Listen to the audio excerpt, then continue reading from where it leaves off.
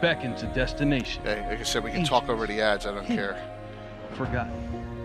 This is Harbor Town. I had to take all that Harbor Town down. Harbor Town. It was so upsetting. After waiting a year, Harbor Town is an all-new series. a year and a from half Miniature for Building it. Authority, the leader in tabletop gaming scenery. Unique, flexible, and playable. Harbor Town will take your games. Standing up, that's just wrong. Typos. Too many typos. Yep. So you have so many sponsors too.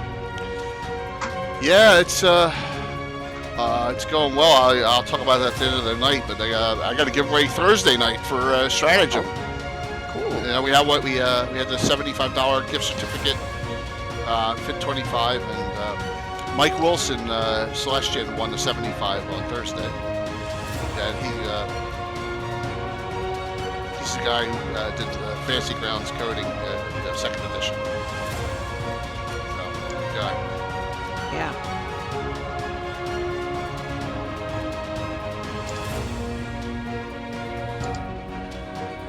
So, Mike, you like that argument between Alan and me on Thursday night? I don't think Anna was on yet. Ugh. Occasionally that happens.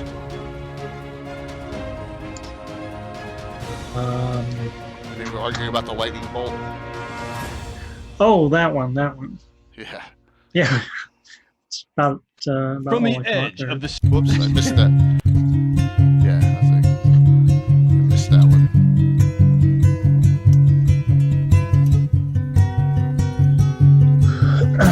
And I seem to recall my answer coming from Dragon Knights.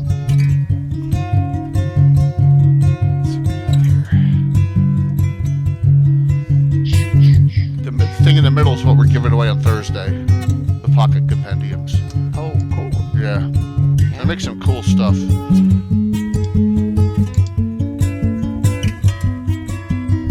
Hopefully I get them in.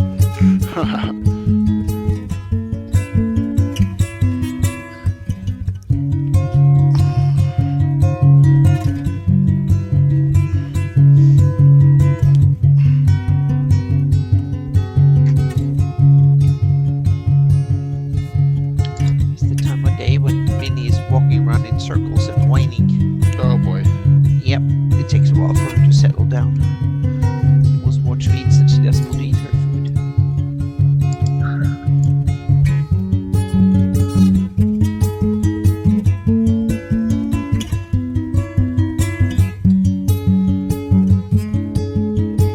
So I found a little bit about Odd Alley and Weird Way and stuff.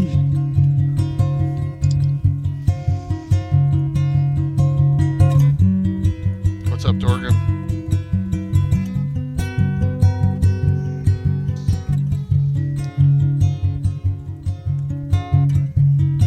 Man, I'm having trouble typing tonight. Must be, I was up too late for that awful loss last night, so that's probably what it is. All right, the next scene's a joke, guys. So I think Gitano will get a joke out of it. Michael Baton is not missing anymore. Yes, so we'll see what happens in Harvey from this point on.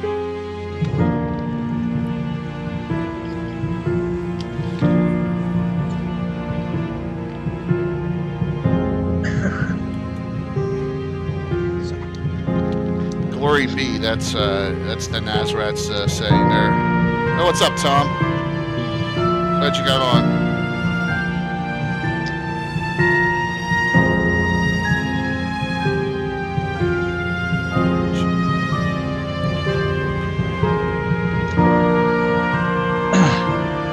It's really weird when during broadcasting, like my background when I hit users and chat, it seems to delay update. You know what I mean? So Harvey needs some rebuilding. Yeah, Gitano, it does. But we'll be in Altamira Thursday. Yes. Yep, that's true. That's a good one. It used to be Hard Bay before it became Hardby. Yep. There's a picture up there now of the Red Shirts band all blown up. That was Tim's character's band that he brought out onto the docks, and they got fireballed.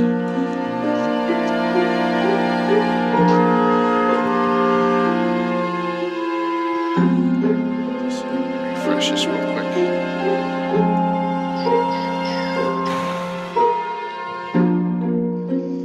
They got a nice entry screen here.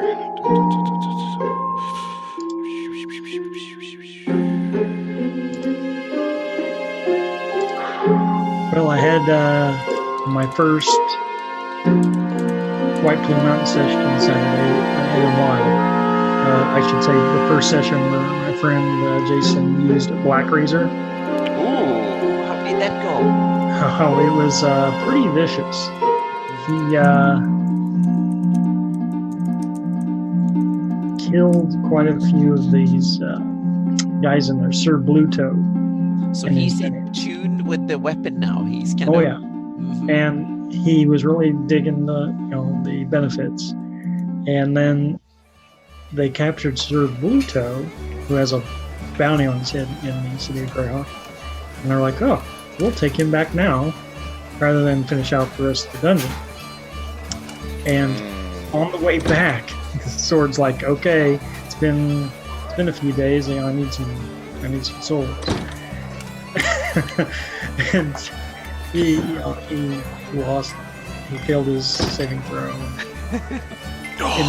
He ended up killing Sir Blue Toe. He deserved it, right? It was between him and an NPC, and he chose the criminal out. So. Yeah. But he knows it's going to be trouble. It's pretty funny. But he hasn't got rid of it. There was actually talk of trading it in to the Wizards Guild or throwing it into the bottom of the Lake of Death. But he kept it just to see. Maybe Because he could.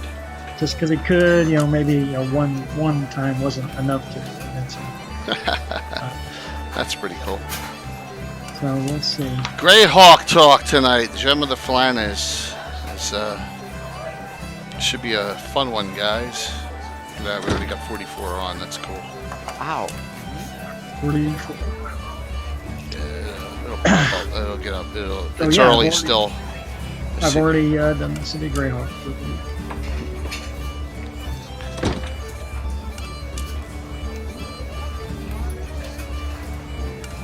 I put the word out to as many of the old and new as I could, and I think tonight will be a really cool discussion because there's so much content, so much content here. All right, we'll go. Always do that minute early thing here, so we're coming on now.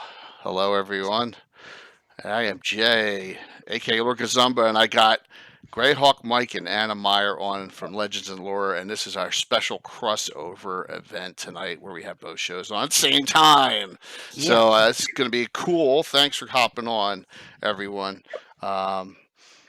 So we decided to talk tonight about like the crown jewel. It says Gem of the Flanaess, Greyhawk City, right, guys? Yeah. Yeah, absolutely. So Been on the list for both shows, so we realized what the heck we do it together. yes, we'll do this one together, and man, there's so much content here, and for me, 3 references, which I was showing them. Like I got my, I got my Greyhawk, City Greyhawk box set. This one's sealed. I got my From the Ashes box set in a disaster, and for me, I got my Ruins of Greyhawk. Right. So there, and for my aspect on it. Now, Anna, I think you're going on a little bit different aspect for some of Dennis Petro's Yeah, stuff. I have those references too, and I've definitely dug deep into them. But I also used for my personal campaign, I've used the Gary Gygax version from his books. Nice. From the Saga of Old City and afterwards, so to speak, not the published TSR version. But I've used the locations and stuff from the box set and stuff there too, because the Gary's version that he published after he left TSR is kind of bigger and has more room for all of it, so to speak. So Yeah, so guys, if you guys, anyone on, guys and gals, please ask questions, or some of your favorite areas as Yeah. we go through this. Mhm. So, Mike, what's your main references that you're going to be using? Oh, well, I was going to say I got my ratty old copy from your box set that you showed, and That's I've awesome. also got The Adventure Begins. Oh, cool. Oh, that is a good one. I That's need like to a go and 1.5. Wasn't that one? Is that, it was right before. It was no. It was during second. What It was, year was it? it was pre-third, before, right at the end of second. Oh, it's second-ish. Yeah. Hi, Stella. Good to see you on. Thanks. Yes, we're gonna crank this up tonight as doing both shows and just see how this goes. Yeah, I have a quick Greyhawk question to start this with. Let's do it. All right, so if we first mentioned your sources, you said Greyhawk City. So I find myself bouncing around on this when I write on my blog. Do you call it Greyhawk City, City of Greyhawk, or just Greyhawk? Free City of Greyhawk. I call it City of Greyhawk usually. Yeah, I think Free City for of some Greyhawk. reason, maybe because I'm American, Greyhawk City just rolls off my tongue better. Yeah.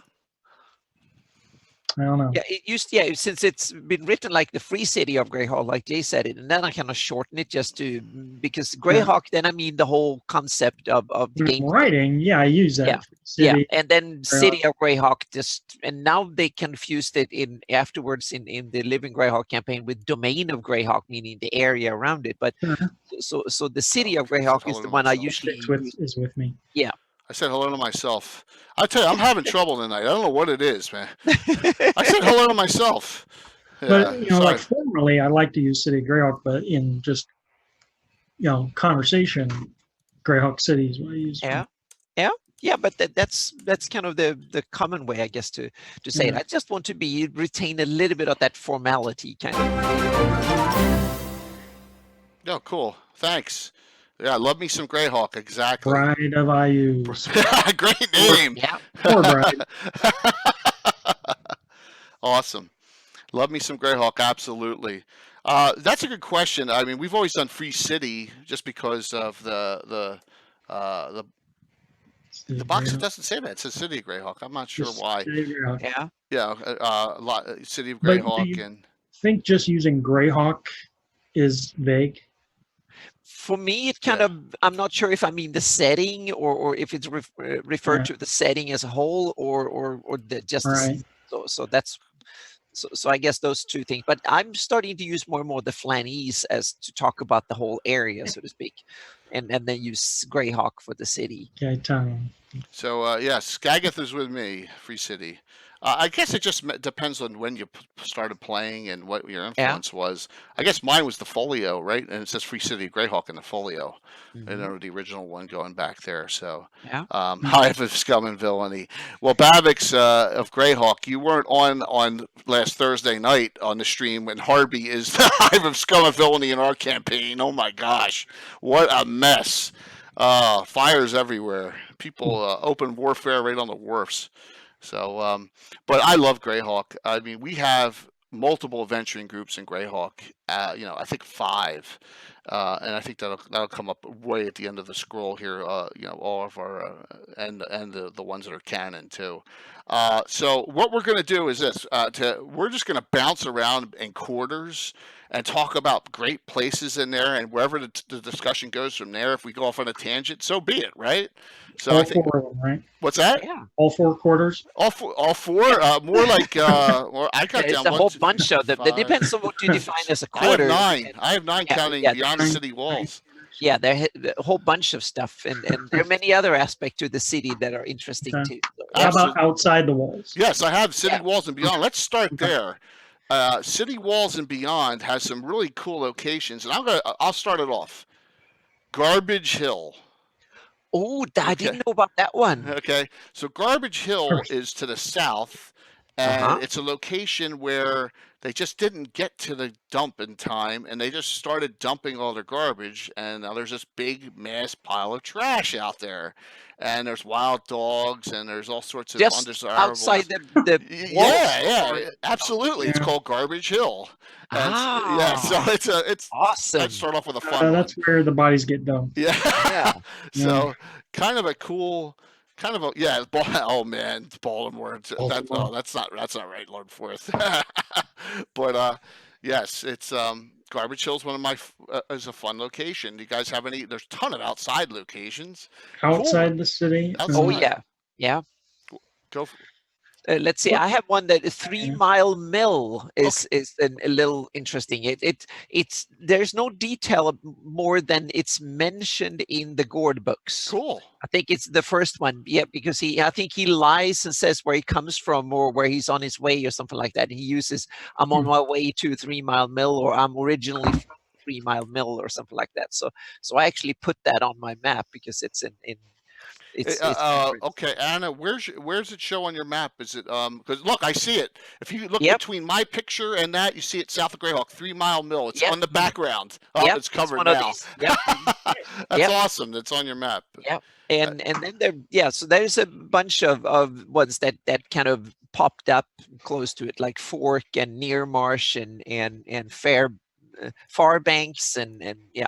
And then Sagig's Bridge that I'm not really familiar where it popped in, but it's No, that's in that expedition hardback. yeah, I think so. Yeah. Yes, it is. I think isn't that where Rickard Damaris's fight goes? The first fight in this book is at that bridge, if I recall. And Yep. he has here's something. If you look at his information in the box sets, he has this weapon, and then in this, it has a name, Sword of Chaos. It's not named in the other references in the City of Greyhawk. It's just a powerful sword. So they actually change it and give it a name in this reference point. I found that interesting. Because I have a lot of references to my game, because we did it right before we started streaming. We finished that, and still old school 1E2, even though it's a 3E game. But yeah, so that's cool. And here's one that Crossicroddle. yeah, How Grossicroddle. far out are we talking here? We were just talking about the bridge, Bavix, at Grossicroddle, and there's that one pin you pull, and the whole bridge is going to collapse. It's kind of funny. The Gnomes of Grossicroddle is a cool location, absolutely. Way outside the city of the Grand Hills. There's so much content all around the area. One that Grendelwolf brought up that I was going to bring up is Shacktown. Shacktown has a lot of content on it. I know the Falcon series, one of the big fights in the Falcon, I think it's the second one, takes place in Shacktown. Shacktown's really funny because it sounds like no one really would want to live there because when the tide's high or it rains, the entire area gets flooded. It sounds like a bad spot down the shore. You know what I mean? Where you're always having flooding problems, or or down in Louisiana. It's just like it must reek awfully bad. But there's a place that's actually worse of smell I can imagine just south of it. Do you know what that is? South of Shacktown. South of Shacktown. Is it Barge End? Good call there, Mike. Barge End. And what? Tell us about Barge End. That's where the Rennie hang out. Absolutely. And why do they hang out there?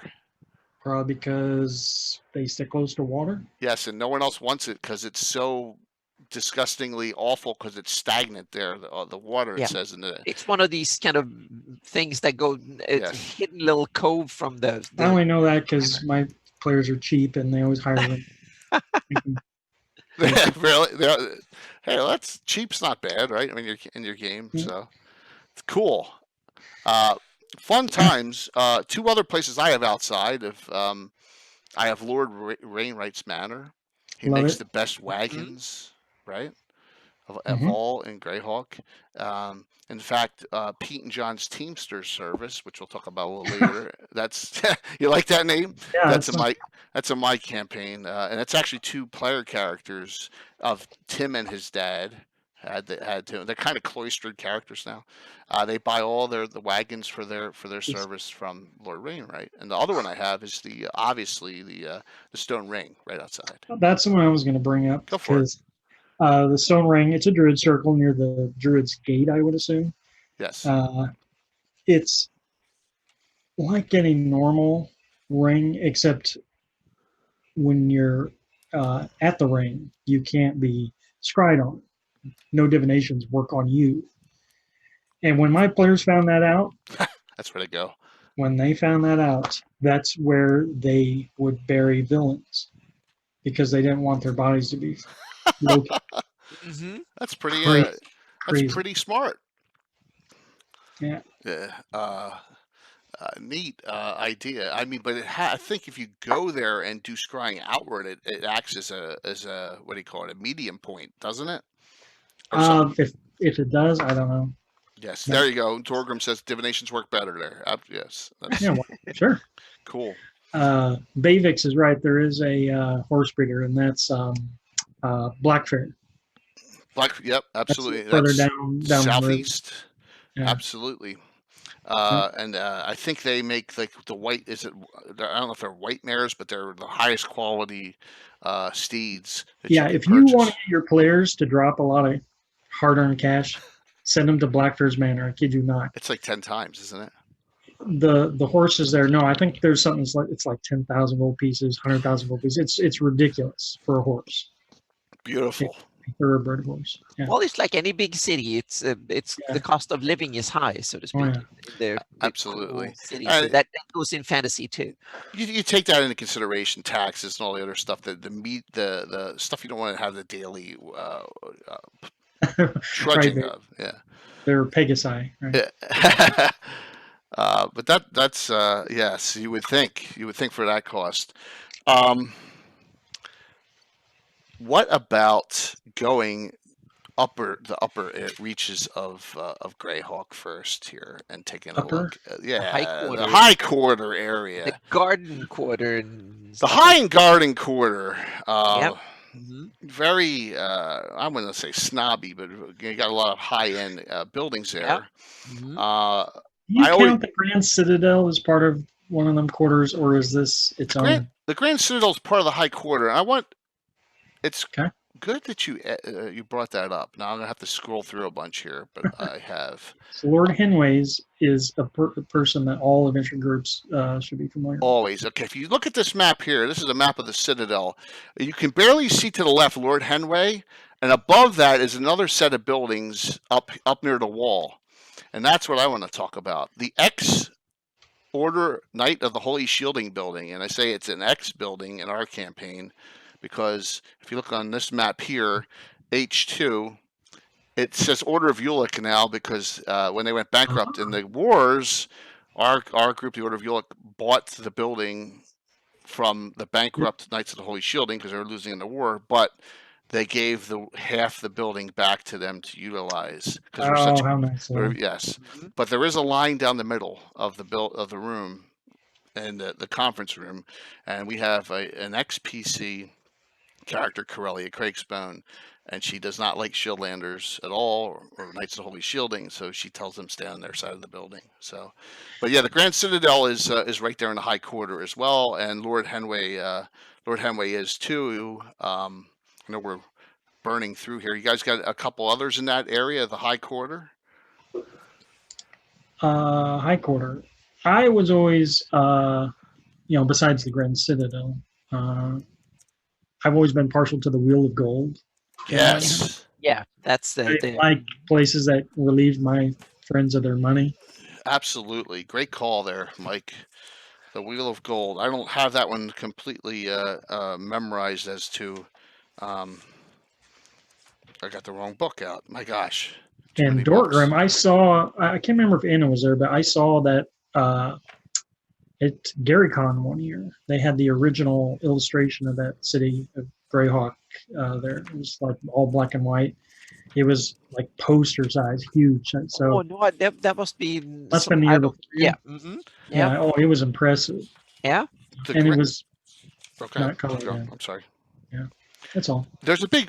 If you look at the Grand Citadel in this, it don't matter. There's a big prison, right? The blockhouse is right inside. Yes. And it's really. Is that in high quarter? Oh yeah, all the way at the top. Oh. Yeah. If you look at this map up now, I think that's a Malden map, right? That's a Malden remake. Yeah. And I'll try and give credit to everyone who we've used stuff for. As you can see, the blockhouse is up there, that white block up top.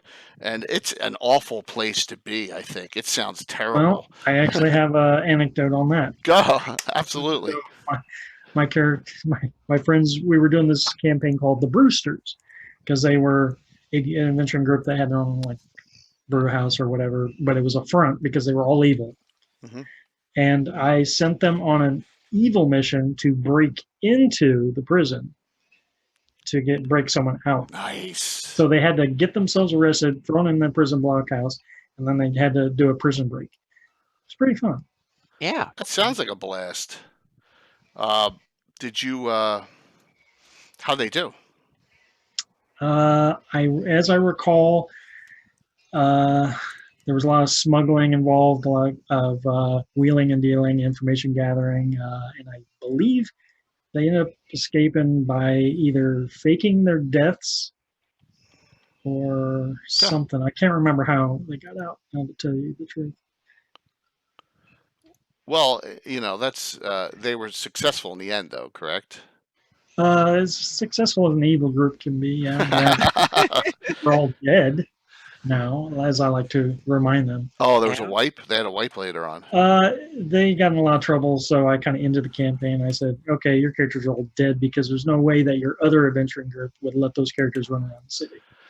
That's a problem between good and evil campaigns. Yeah. It really is. It just didn't. I agree 100%. I mean, we've done one evil campaign in 40 years, and it just didn't take too well. So it was for fun. Completely. We did it on a lark for a while. Yeah, but sometimes you needed to mix things up. Absolutely. So you were talking about the Wheelhouse of Gold, right? Mm-hmm. Yeah, it's owned by the mayor. Yeah, so it's proper attire, meaning clean, finely tailored fabrics without armor is required. There's a nominal fee at the door. You gotta love that discussion. And it's got a whole. It's detailed, an extra detail in Folk Fusion Factions Chapter 6, so you get extra content of a roulette wheel or something. Yes, and I got a picture. Here's a picture of the Wheel of Gold. So this is where we bounce around, and I try to get every snip. There it is. So yeah. I try to get every snip I could of every picture that was in all the references. Definitely a cool place. What's up, Brian Sublime? DM and Saturday night. Woo! 5E. So for Anna, myself, Will, and the Nazrat. So looking forward to that. So the pieces we get thrown in the blockhouse, they'd have. I like that idea, David. That's a cool idea, Babix. Is I love the Beggars Guild. With this, and we'll get to that in the Slum District, because I am revitalizing the Beggars Guild with a whole chain that we're doing with one of our groups. I'm bringing the son of Theobald, King of Junk, who was killed, back, and he's been in Divers all these years, and he's going to retake power. It should be a fun one. So the Wheel of Gold's important to me because whenever I run the city, I subscribe heavily to the fact that the Guild of Thieves runs most of the city. Yeah. In Greyhawk, you're absolutely correct. You're yeah. So they know that anything they do in the city, there's eyes everywhere, and they got to behave themselves in different parts of the city. And so the Gambling House is one of those places. It's like. And it's not that way in Hardby. It's not that way in Divers. It's not that way in any other city that I can. I mean, the Thieves Guild is the most powerful here, right? And even if you weren't scared by a Thieves Guild, it's like, well, okay, but they're friends with the Wizards Guild and the Clerics and the City Watch. The whole city would band against you. A definite. Yeah, I run the Thieves Guild as the tax collectors, basically. Instead of collecting taxes the formal way, they just go around and stealing from the ones that have something to steal, and in a reasonable amount to keep keep the coffers full, so to speak, and keep them running and powerful, and then they use some of that to bribe the ones back. So they steal money, and then they use some of it just consume, and some of it they hoard, and some of it they bribe back the other ones, so to speak. So that's in the way I run in my campaign. That's the effective government of Greyhawk. It's run that way. So they're basically like a kleptocracy, I guess you'd call it in the real world, so to speak. And they're also got the Assassin's Guild in their back pocket. Yeah. So, you also got to watch them kill. Yeah, exactly. So they they pay money. The ones that obstruct to the rules, so to speak, they use Assassin's Guild as their enforcers and pay them money and give them contracts and stuff to do. So that's like a little parallel side organization with them. Then One thing, though, Greyhawk has a notorious tax collector, right? Gloretti Bacani, is that his name? The dwarf? Back in Mm-hmm. Dwarven tax collector, of course. Yes. And he seems to get the job done according to the books, right? But and the way I use that is that if you are so difficult to steal from, then they send the tax collector, so to speak. So he is easily the most hated person in the city. Yeah, because he's the one that legally, openly steal, and the other ones just always. I don't attempt to overburden my players in that realm of the taxation because, if they're ever, the people's constables have been a pain in the thorn in the side a lot. I've kind of utilized them as the annoyance factor more because they're little fining you to death. The way I run it is that you pay taxes when you go through the gate. So unless you're a known citizen of Greyhawk, then you pay taxes when you go through the gate. And then when you bring weapons in, you pay more taxes. And if you bring a horse in, you pay more taxes. If you bring a horse and a whole bunch of cargo, they take an estimate of the cargo and you pay a certain amount of money according to like a percentage of what the cargo is worth, and so on and so forth. So that box set definitely goes into detail on taxes. Oh my gosh, taxes and punishments on crimes. Oh, I love the criminal. And it's even better now that I'm working in the legal system. Oh. It's they really the detail. Like I said, this is my favorite. The original City Greyhawk's my favorite reference they ever did by far. Just the level of detail is fantastic on it. I like if we get back to the High Quarter, I like another instance up there. Two of them. The Lord's Tomb is always fun, right? That's H9. No, I've never used that. Interesting. What's up, Jimmy Duffy? See you Sunday night, brother. DM Roundtable. Yep. Jimmy, you streaming tonight? If we happen to run late and you're and run into yours, I'll rate. Are you streaming tonight? What's that? That's funny. So Wizards of the Couch. I'm not sure if you're on tonight or not, but yeah. It's we did an episode, and I'm sorry to really bring this up because this is going to show how cheesy I was at some point. But this is a Buffy the Vampire Slayer item. There was a ring that vampires could wear that they could go out in the daytime and not get destroyed, and it was in the Lord's Tomb. And and there was a big fight over multiple factions because they all wanted to get a hold of that ring. It was buried deep in the Lord's Tomb, so. I admit I ripped it off from there. I thought that was one of Joss Whedon's few cool ideas that were unique. So, yeah. But I love the underground parts of Greyhawk as well. Absolutely. Oh yeah, I was going to say I've not used the Lord's Tomb, but I have used the regular catacombs. Okay. Yeah. Do you when you do that? Do you have a lot of zombies wandering around because of all the street cleaning service? I recall, yeah. I think there was just some random encounter charts in the books. So, it's a fun place. I mean, there's so many options, directions you can go with. Under City map is just as interesting as the Above City map. Yeah, and when you go down in the under dark or under the city level, then you have all sorts of things that wouldn't be allowed. Like I put a Temple of Nerul and Erethnul and others. They operate kind of down there, so to speak, and you have other.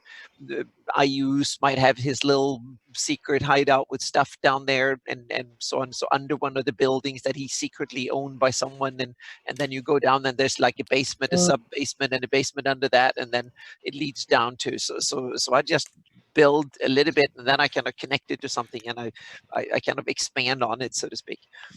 So, Bavix, here's a story on that. So, the answer to that is yes. What's up, Will? Good to see you on, Will, by the way. The answer to that is yes, they do have zombies they're not supposed to, but they, it's labor that's, free. In our campaign, Selzik Gobayuk, is that his name? The half-orc guild master of the Gravediggers and Embalmers Guild. Doesn't really care, but one of our PCs is the assistant guildmaster, Bill's character, Salen Shadowmoon, the one who went evil during that one whole mega campaign. Nursing job. Cleric Necromancer class, half elf. So, but he doesn't care. He'll do whatever he has to make a little side money or whatever. But so the answer is absolutely in that case. So look at that, man. So Brian's see, guys, we have this special thing on our channel called, if you look at the bottom, there's a picture of a hype wizard. We're in a test. It's called channel points, and we call Mortar of York points. So Brian just put sunglasses on my Jay's cheating dice with the points he has. So you can do all sorts of goofy things with it, and it's a test that will probably go into full usage for a lot of affiliates and partners like in October or November. So have fun with it. Just play around with it. Click every time it comes up. Just click and you'll get extra points. So hey, hopefully everything's good with you, Will. And let's see. One more place I have in the High Quarter, and it links in with a place in the Garden Quarter, and that's the Royal Opera House. Yes. That's a favorite. I've used that in my campaign just to I had like a Phantom of the Opera kind of thing when they had an opera about history and stuff, and they use illusions and stuff, and then there was some interruption, and they could kind of kidnap and kill someone, and everyone thought it was part of the act, and so I used that one in an adventure, and it was great fun. It took a while before the players realized that was actually happening, so to speak, and it was fun. Yeah. That's fantastic. There's all different. Once again, there's rivalry between that and in the Garden Quarter, the Grand Theater. So there's a lot of intrigue there as well. And the Royal Opera House is the one that is falling apart. But Estrella, she's a Greyhawk dragon, is this main singer there, and she's been there for 100 years or whatever. Yeah, and should be suspicious by now. Well, no, she changes her appearance. So that's occasionally, true. So what I had doing is that there was a kidnapping attempt on her to get her out because the Grand Theater was having, wanted to close that place down, and this is when they were low level and they're going around, and she could have freed her. She went along with the whole thing, and then in the basement they found a picture that looked like her with a different name on it of another actress, and they're like, "What the hell's going on here?" So it's kind of like a Highlander moment. You know what I mean? Yeah, absolutely. But that's got to be. That's got to be in the early 90s that happened, like 91, 92. Yeah, it was a long time ago. Yeah. But there's all sorts of cool things. And there's little, like, nuggets in here that you could find of characters that just are mentioned very, like, once. Like the street urchin girl in here, and there's just cool things, and you can expand on them yourself and create your own stories. I've ran Greyhawk City campaigns pretty much for every edition that came out, and I have always found new material. There's so much material, I'll never run out. That's true. Yep. Guys, please feel free to participate in the discussion and give us your own locations, and we can discuss them or some ideas. I mean, this is like a joint. This is what we want to do. We want to just talk about things and maybe spurn some ideas for people and just reminisce about some great moments we've all had. Because it's like I said, one of the most favorite places we've ever. I've had the pleasure of ever DMing out of a campaign. It's already set up for you. Really, it's the least amount of work you need to do. I like the map. The map was what drew me in, because I get lost in that map, probably even more than the Darlene map, because now I'm studying every block and street and the sewers, and there's a lot going on there. There is, as you said, you can create enemies, you can create allies, you can create, all sorts of antitheses, feuds, marital, issues, three-way issues, love triangles. There's so many different things you could do. Great. Yeah, Great. That's the campaign for you. Absolutely. So any others in the high quarter? I can't say I've really done a whole lot in the high quarter. My uncultured players are they kind of stick to the lower 2/3. Well, you have the two, the Wheel of Gold we mentioned, and then you have the Patricians Club is the other one. That's in the high quarter as well, and that is the Stuffy Shirt Establishment. Mm-hmm. So the membership's 20 gold per annum. I have Bavix has a question, and I have an answer for you on that. And it is gaming rooms, all manner of dice and card games. The cellar's been made into a fine restaurant. So it is there's a lot of gambling here. It is one of the finest of all fine clubs. Silk or satin evening wear expected after dinner. That's pretty high end there. Mm-hmm. So that is definitely a cool place. So Bavix, go ahead. No, I'm saying pinkies up. Pinky up, yeah, absolutely. Bavix, my combination, I think you maybe not have been on, is these three references. Box set. This is one of my few shrink wrapped ones. So From the Ashes, which has a lot of Greyhawk City in there, and then a lot of the ruins of Greyhawk, because there's a lot of detail in the River Quarter and some in the Artisan Quarter in here, and they're the three that I use for Greyhawk City implementation. So if that answers your question on what I utilize. Plus then whatever develops in our campaign of, going I'm with Dorgrim. What's that? I'm with Dorgrim here. I will use both of those sources. I tend to start with the baseline box set. And I used to update with when the books came out, but now that it's been years since the books came out, I started over, unlike you, Jay. Never. Now I just kind of hunt and pick whatever works for me. Yeah. Which is cool. It's so much wonderful content in there.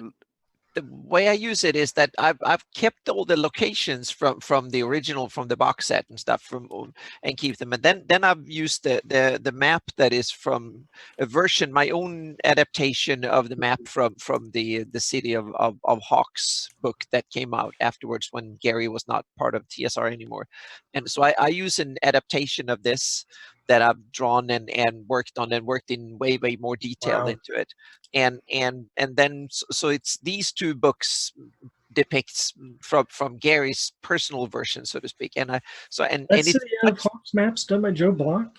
Yeah, no, but Joe Block did a version of this. He did a version of this. Yes, Katana, you know a lot, man. If you can link that, if you could find out where it was posted and link it.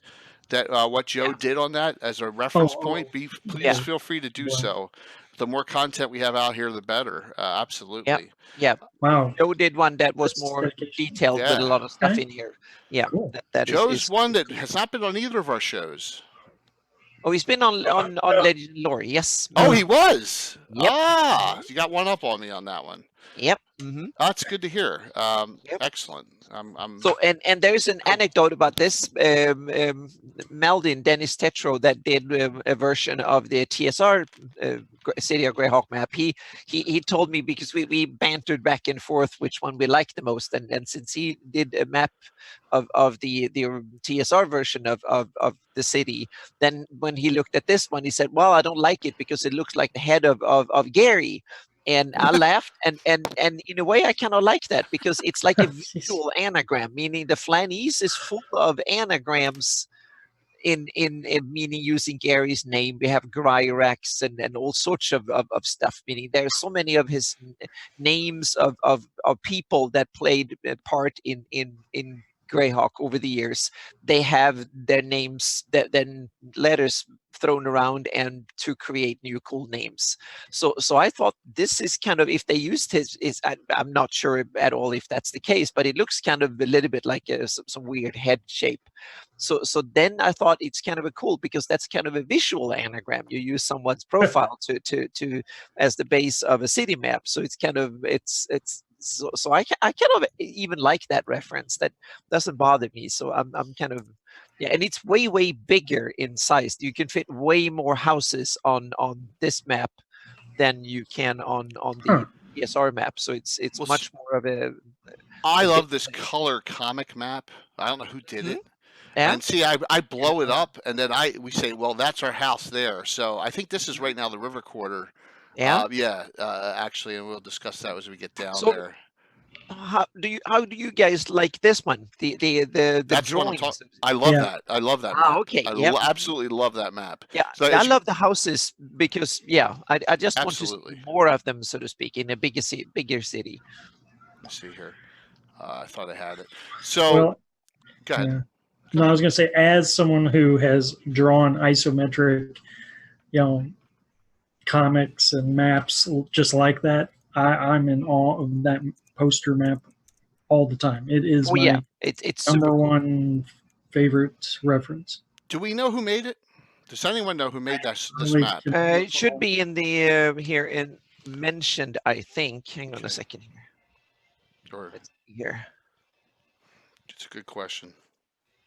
It says cartography Diesel. So Oh, maybe, Diesel did it. Oh, yeah, okay. maybe it is a Wow. Diesel map. I don't Yep, know. it wouldn't be surprised me one bit if this is a Diesel map. That is I'll awesome. check into it. See Yep. if it Yeah, please check into it. So that's the Wow. reference that is in here. So in cover art, Eric Olsen, interior art, Valerie Valusek, and cartography Diesel. there's a lot of cartography in there. Yeah, so I don't know if this goes as art or if it goes as cartography. This is kind of borderline one way or the other. You discussed it in your presentation, Anna. It's a glitter one. It's a picture one. Catches your eye. Exactly. But I love all the buildings on this Oh, one. it's I beautiful. definitely do. It's fantastic. So yeah. So whatever work I might do in the future, I will definitely use the buildings in here as a reference. That's for sure. We have a special guest coming on. Oh, They call me Tim. Is Hey. on. What's up, dude? Can you hear us? Hello. Talk. Say hi. Hello. All right, there he is. hi. Tim, good to see you on. I heard somebody talking about assassins. Yeah, of course. Oh you yes, did. we did a little while ago. Yep. Yeah, and yes, and immediately Will and Gaetano said Tim with multiple exclamation points. So, yes. Getting back to the garden quarter, there's two areas for me also that that bear a note, and the one is the Star of Selene. It's a huge point in our campaign.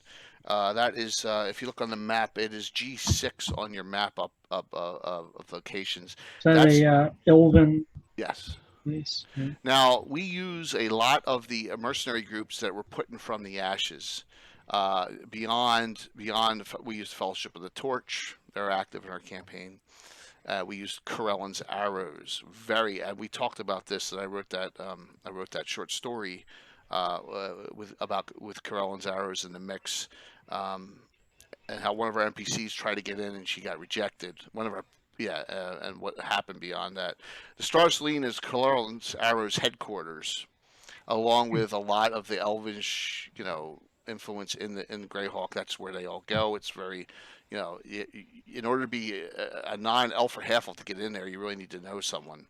So it's a kind of You're not on the list. If you're not on the list, you're not getting in. But our group, the Iron Brigade, works with Corellan's arrows, so they get in to that establishment. But so that's kind of a cool place for us. And the other two, they're not named. I thought I had the map up.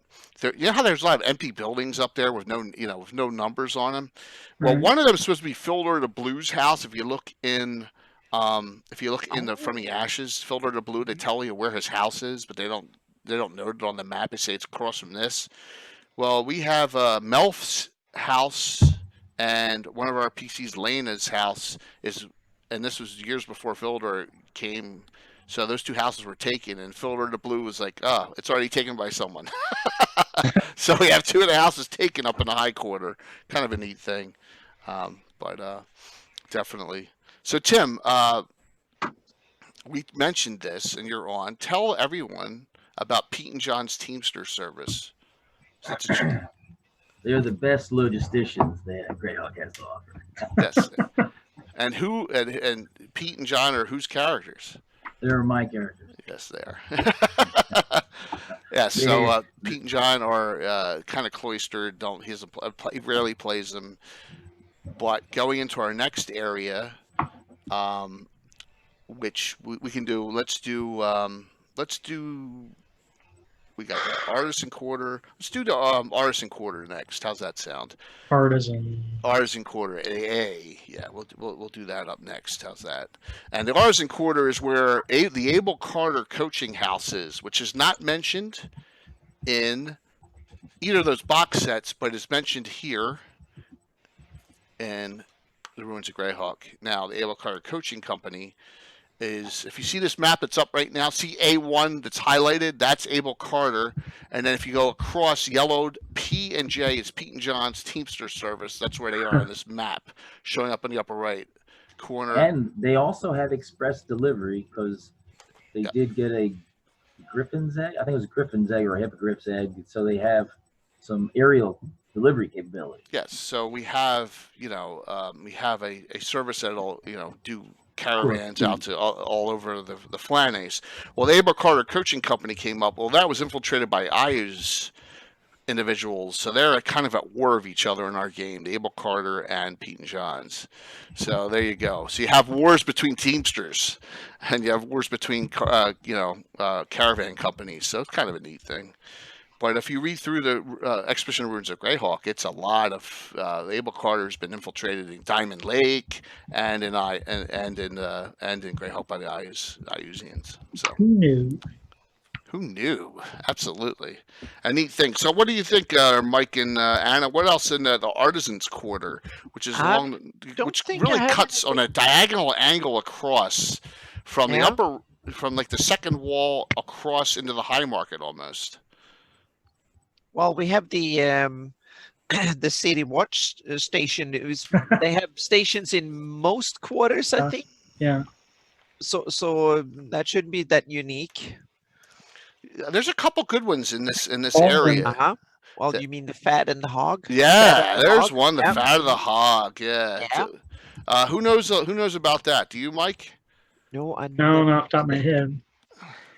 The Fat of the Hog is the best pork recipe place, I think, in all of Greyhawk, right? Well, I would hope so. Yeah. It's the Artisan's Quarter doesn't have a lot of places mentioned, but the Fat of the Hog is a variety of pork menu. Waldo Partiche. Wide Waldo, the honorable proprietor, considers it a personal insult if a guest refuses to try whatever delicacy is the special of the day. Mm-hmm. So that's kind of Waldo's brother Ernest is a lord of the manor a day's ride west of the Free City. There you go. There's some other information. Mm-hmm. So he has roasts, bacon wrapped delicacies, pungent smoked hams, and his own invention, lard soup. Sounds delectable, doesn't it? Lard soup goes really, really well with a nice slab of fat back. That is a cool area in the Artisan Quarter. The other one I have, go ahead, Mike. I was going to say that the place that sticks out for me in the Artisan Quarter has to be the Guild of Performing Artists. Oh, perfect. Yeah, absolutely. It's a little keep within the walls, and it's where the bards hang out. Yes, it is. And the castle was once known as Lord Wren's Hold, came into possession of the Guild of Actors and Musicians quite legally.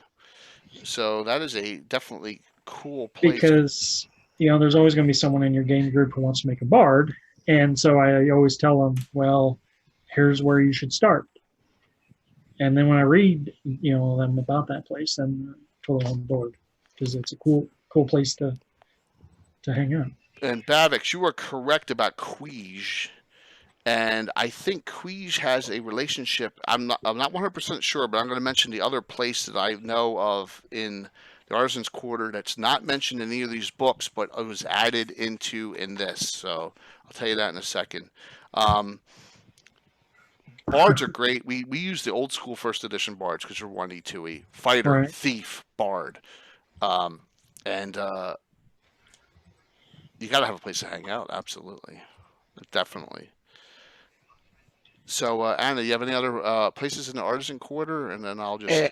Yeah, I was little bit distracted because this is something I should put on a map. This is a perfect example of finding a location. It seems like, yeah, Waldo that runs the Fat of the Hog. Yep. His brother Ernest, like you said, have a manor somewhere outside, and so I wrote down that I need to look into where that manor could be. There you go. Yep. See, it says Days Manor. Ride West. A Day's Ride Yep. West. So there you go. Another Yep. place that can be added. Awesome. It's always good to find those little tidbits in Greyhawk, Yep. and that's what's so cool It will about it. be the Partridge Manor. Yep. Fruit of the Mill Operator is a girlfriend of Urag, according to Tab. Let me Yep. see here. Fruit of Yep. the Mill. Fruit of That's the Mill, another place A7. You don't mess with. Let's see. What do we have here? Fruit of the Mill. Proprietor is Karen Kofel, a petite woman who has originated most of her own recipes. So, okay, cool. So Karen Kofel is the girlfriend of Urag. Okay, Yeah, that's a good. That's cool information. I love to get that kind of information from a discussion like this. Yep. So I got one more for me in this section, and that is out of this book, and I think Quij actually has a relationship with this guy. There's a place called the Nine of Swords. Now it's not. It's only referenced in this. Nine of Swords is Serenok, and he is a master swordsman, lawful neutral human male fighter 13th. Oh, I thought it was a temple of Kellinen or something. There is a temple. Here's the thing with Serenok. He's got a huge scar on his face. He lost a duel to Kellinen. Oh. Because he worships Kellinen, and he actually lost a duel to Kellinen. This guy covets Riker Damaris's Blade of Chaos, and actually tried to hire the adventurers in this to go get it or steal it. Yeah, absolutely. But I think he's friends with Quij as well, and Quij actually goes there a lot too. So kind of a cool tie-in on that. Like I said, there's some really good tidbits in that book. And I know Eric Mona's name is right on it. So it's Jason Bowman and James Jacobs and Eric Mona right on the cover of this. So that's pretty neat. Absolutely. Yep. Nice addition. So here's Will asked a question, and I want to put this up to everyone. What's the most dangerous spot of the city? Ooh. I would say the slum quarter, or just next to the Thieves Guild, maybe. Yeah, right outside the front door of the Thieves Guild. Yeah. Or the Embalmers Guild. Oh, that's true. Yeah. The Embalmers Guild, Salen's second in command of that. Remember we discussed? Yeah. Selzik Gabayek, yes. I would say that Dorgrim is close. I think it's the Foreigner River Quarter, because that's where all the foreigners are in there, and the thieving is going on all the foreigners. They're in the city more than any other place. I think he's correct. Yeah. The River Quarter, because the slum quarter, you know, to stay out of the body. What's that? You don't want to get. You don't want to get. Because in the Garrus in these books, then the foreign quarter it has an extra wall around it, so it's. Oh, really? yeah. He describes that in this that quarter is walled in. So once you go in, you have to kind of pay a tax or something in order to get out, and you also shield in, meaning you can come in to the foreign quarters without paying much taxes or whatever, but you have to pay in order to get to the other parts of the city. So it's a way for foreigners to just sneak in and get a kind of and it's a way for to trade with the outside world without having to let the worst of the riffraff into the rest of the city. Like all the toll bridges out of New Jersey. It sounds like Escape from New York almost. Oh my God, doesn't it? Yeah. Wow. That's nasty. So that's how it's described and inside the foreign quarter. So that's the and you have the black gate with the petite bazaar that is That's where they north get of all the the custom stuff too, right? Yeah. Is that they seal it That's in, interesting put though, them- having it walled off again. yeah. So it's like a city within the city, so to speak, a walled Because it's quarter. You But don't want all those foreigners walking around. Yeah. Yep. We don't trust them. So city that's or yeah. Well, as someone who's ran a lot, most of my campaigns gravitate to the foreign quarter because usually they play foreigners, not natives of the city. I wouldn't call it the most dangerous place. It's as dangerous as you bring it, I guess, because there's so many different cultures in there that they're just trying to scrape by and not have the rest of the city, mess with them maybe. I would river quarter. River quarter with the Rene. Ooh, How do that's we true, pronounce yeah. it Rene? You're I going don't to know. disappear there. And, Yeah. yeah. But the river quarter and the foreign quarter are almost melded together. If you look on the True. map, they're kind of almost. So it's like two crescent moons. You know what I mean along that wall. Because, go ahead. I was thinking another place that could probably be dangerous. It's outside the city walls at night. All the scum they're trying to not allowed in and come and check and see if they can get in and out. And then of course you have down under, so to speak, down in the sewers. Well, yeah, that's what I was going to say. Some places have more connections to the undercity than others. Yeah. It's as dangerous as you can make it as a DM, right? We'll you get can to make the foreign quarter. You can make it anywhere really dangerous. I think the sewers didn't they have, like, if you rolled 100 on the encounter table, that lich was the thing you got or something like that. I think that was part of some encounter tables in sewers when you went down. A random lich. Right? Oh. That's the Lord's Tomb. Okay, I changed my answer. The most dangerous place is the High Quarter. Ooh. Because if you go into the Lord's Tomb, you're probably not coming out. Yeah. And Lord's Tomb's deep. There's levels they don't even know about, if I recall, in the discussion. It goes very, very deep beyond what not as deep as the ruins of Castle Greyhawk, but So Davix has a specific place. Yes, that place is really nasty. It's funny. You do not want to stay there if you're a foreigner. Absolutely. So Clerksburg. There's a lot of schools there. There's like the College of Magic's there and all. I have 2 locations. Mike and Anna, do you have any in the Clerksburg? I'm not going to really mention any place specifically, although I have used the University of Magical Arts a lot. Okay. Just because of wizards. But no, all I wanted to say was, and I've done a blog post on this before, is back in the day I ran a Greyhawk City rugby league with all the colleges. Oh, cool. And we That's used a great idea. Games Workshop Blood Bowl rules. That's cool. That's I love Blood Bowl. That's a cool idea. So it needs to say the University of Magical Arts probably the worst team. Yeah. Although they always had a wizard on the sideline, right? Blasting. Yeah, otherwise they get their ass kicked. Yeah, that's a pretty neat idea. Absolutely. For me, that area and the one that it connects with what you were talking about, the Guild of Performing Artists, is a small school called the Bard School. It's C9 in the book, and the Bard School, you think, well, what we do is we try and attach a bonus or usage for someone going there, right? Or someone going to college. Education credits. We do that, and I'm going to tell you how we do that. This is kind of neat. So in the course of adventuring, if you're a character adventuring in Greyhawk, and you're a fighter, and you go to the fighter, you remember first edition fighter, then thief, then bard. If you go to the Bard School and graduate there, when you become a bard, they don't get 10% bonus to experience. But if they go to that college and graduate from there, they do in our campaign. That's what we do. Little neat trick, because we're not doing what do you call it? I'm sorry, guys. I'm not going to bash anything. when you make a Well, education matters. yes, it does matter when you make yes, You're we still talking have about some literature, experience points. Yeah. epic poems. Helps. Yes, absolutely. There is a place in the Clerksburg taken from Saga of Old City, Oh, and cool. that's the Acorns. It's an ancient inn run by a guy named Calibert, and he's an elderly, red-faced man, full of good humors and jokes.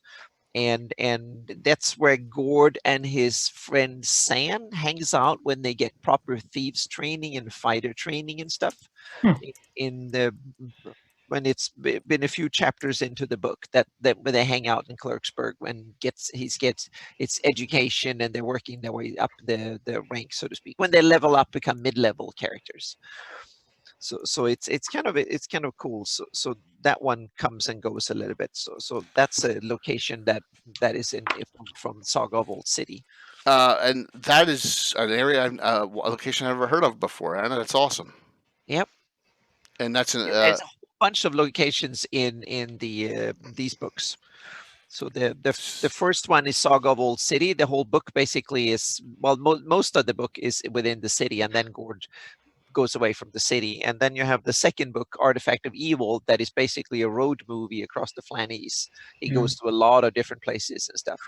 And then you have another book that was released that is kind of a parallel to this one, because this one talks about Gord's adventures when he was young, like in this book, but it takes a whole different perspective, and you get a whole bunch of other stuff that wasn't mentioned in this book. So the first, what is it, like 3-4 chapters plays out through the whole book here, and this one is basically all of it in the city. So you get a whole bunch of cool stuff in this book. But it's Gary's version of the city, and not the official TSR version. But the coolest thing is that you can take all the locations from the TSR version and put them in here too, as well. They work really well together. So that's the Butch and Sundance, the early years. Yeah, exactly. Yes.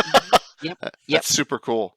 Yep. Well, Anna, I'm glad you gave us that reference. I mean, I'm assuming that there's a whole bunch of locations still that we don't know about in those books. A bunch of them. Yep. Mm-hmm. That's beautiful. Absolutely, super cool. And there is one other book that I'm going to see if I can go and find. That is another. That is an official one here. Yep. So I got one more spot in the Clerksburg I love. It's called the Gnarly House. Well, yeah, if you have colleges, you gotta have your frats. Yes. So this is a funny story, and Alan's not on to defend himself, but I don't care. So at C18, the Gnarly House, the historic house predates the wall of the new city. It was named after the massive stump of an oak, now long gone, that stood before it. So it has various times served as an inn, a brothel, and a schoolhouse. Now it contains the largest and most notorious of independent student fraternities. So we have a character who's in our company, our group, the Grey Company, and he is a monk, Scotty McSorley, and his number one goal is to find potions of longevity or elixirs of youth, because he likes to stay at 20. So he never wears a shirt or anything. So he always hangs out at the Gnarly House because he likes I can't make this stuff up. Okay. So that every year the new dorm, the new college classes come in, and he's like, he likes to pick one or two each. Yes, that's Alan's character, his monk, lawful neutral monk. Yeah, fun times. Yep. So at the Gnarly House. Yeah, I found one more reference to Greyhawk that is really cool. The Night Watch by TSR. It's a book written by Robin Wayne Bailey, and this one is set in Greyhawk, and it's published by TSR. So in that way, it's official, and it's about the a guy Garrett Starlin. He's a commander on the night shift of the City Watch. So this one is I liked it. It's not bad. It's kind of an interesting. It's a different take. It doesn't have the Gary's feel of it really, but it's an interesting thing. I don't think it came with Anna, is that the Night Watchman or the City Watch? Night. It says the City Watch in the back, Okay, but I okay. think it's the Night Watchman, because I think the one person who wrote the thing in the back probably hadn't read the book, and they use different terms. So that's one of the things you have to kind of interpret a little bit. So it's the City Watch, but the night shift. So that become the Night Watchman, I think. If you go back to the old, that's the problem with different generation. The Right. sources don't use exactly the same language. But I Okay. don't think it comes with a map. Because there's an entire group, the Night Guild of the Night Watchmen, that are Yeah. special, and they have what's called the Dark Men, and Yeah. they're So- half elves and gnomes mostly. Okay. He is a human, but it actually has. It's very official. Every chapter has the Greyhawk symbol on it, so it's very official in that capacity. So on the outside, it doesn't say Greyhawk, but No, it doesn't. But On the inside, but it has the Greyhawk in here, and it mentions Greyhawk and the Seers of Greyhawk and stuff. But it's kind of a little bit of a parallel version, because they use a little bit different expressions. The names Unsuck. aren't exactly the same, and all the details. But it's a TSR book, so and it has the Greyhawk symbol in it. So in that case, I guess it's official. I'm sure you'd get some different details from Rose Estes books too. Yeah, and close. exactly, and it has the TSR Greyhawk map in it. So yep, so Oh, dang. definitely an official they Greyhawk tried. source. Yeah. Yep. So they really tried. Let's see what year this That's came what I out. need. Yeah, because absolutely.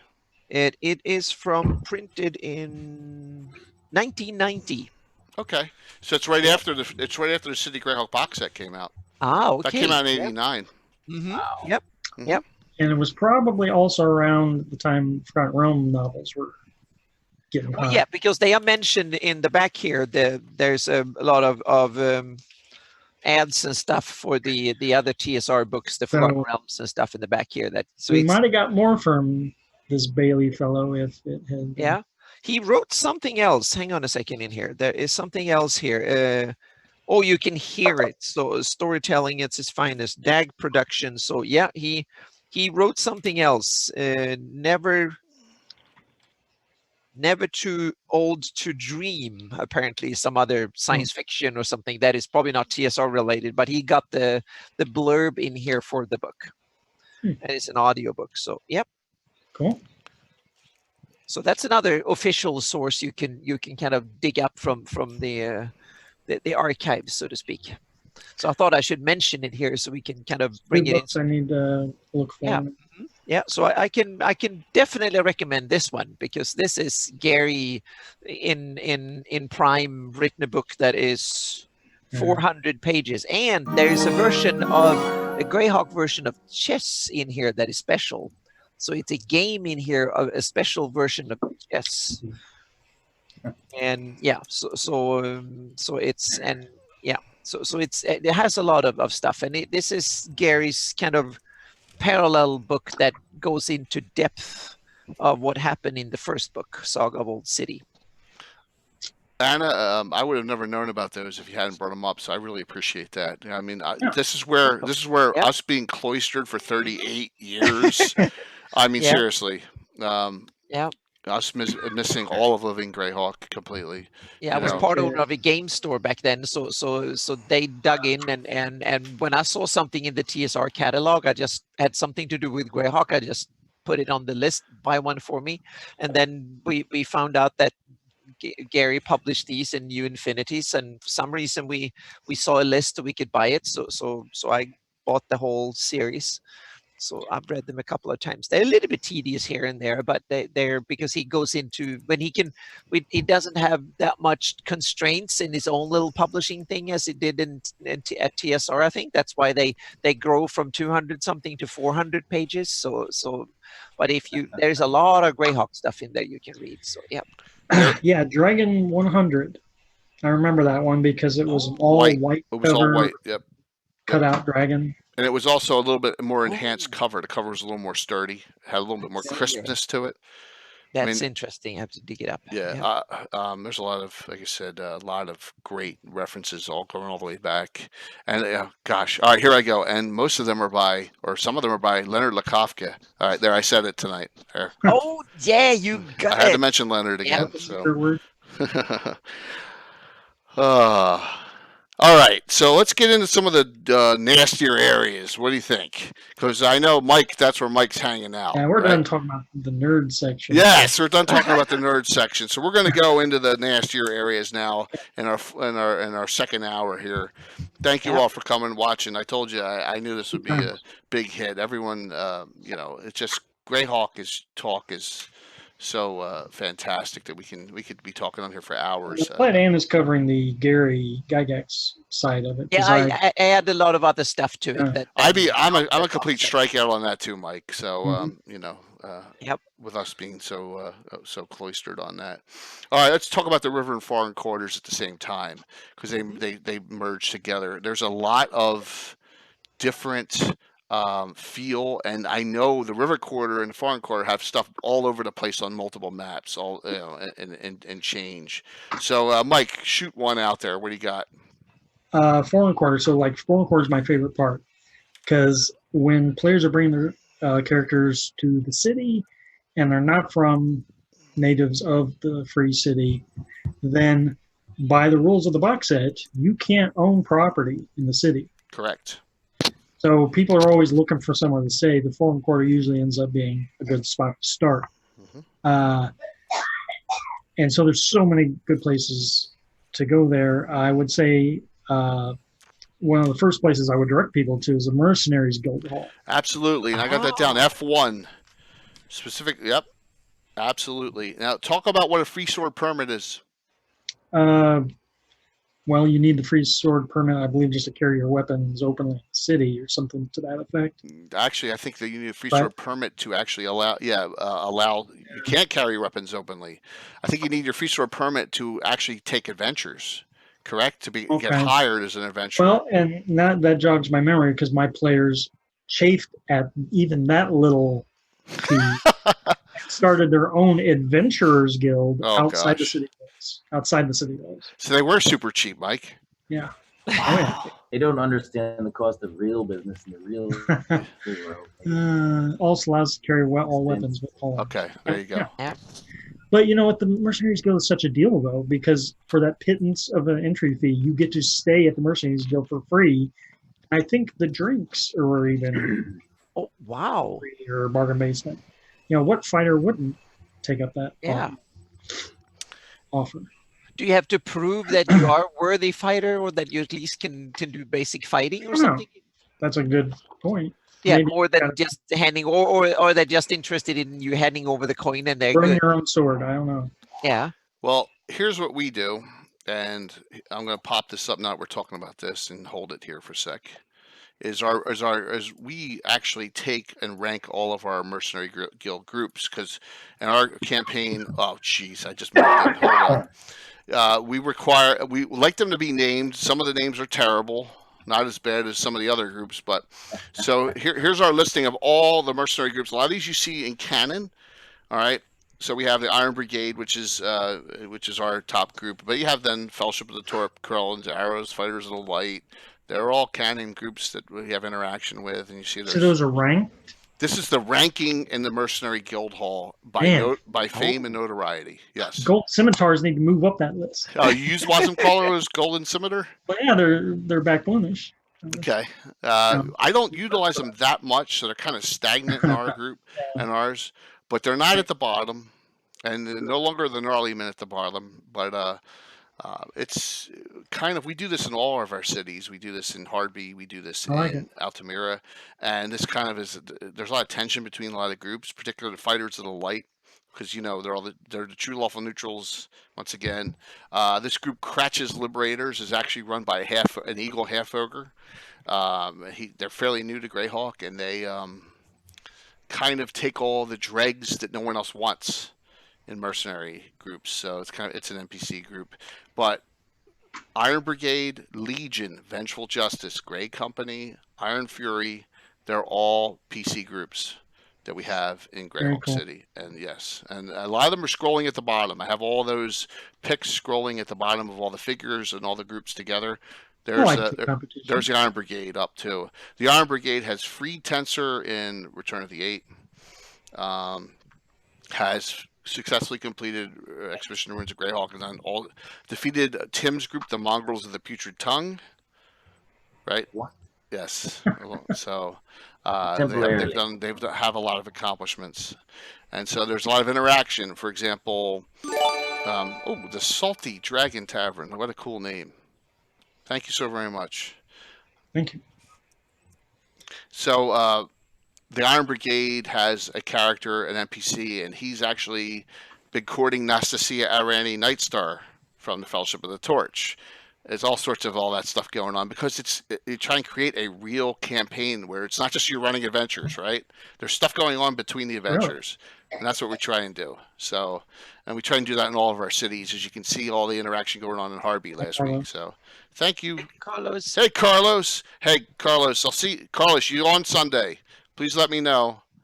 I'm so happy you hopped on, but just give me a final confirmation for the DM roundtable Sunday night on our next Gabbin, okay, on a regular time slot, which is next week. This week actually, the end of the week or beginning, whatever. So that's our group there. I just wanted to talk about that as you popped into this. It helps us with what group are we doing if we're not doing or reveal a specific campaign. Oh, we're going to do whatever. Like this week is the Omega Patrol. I did not name it, Tim. Right? In Altamira, the Omega Patrol. It's one of the worst names of all time. Sorry, it's terrible. But hey, that's just because they don't own it. Yes. There we go. I got the thing scrolling again. So, Mike, thanks for bringing that up. Yes. Where is he?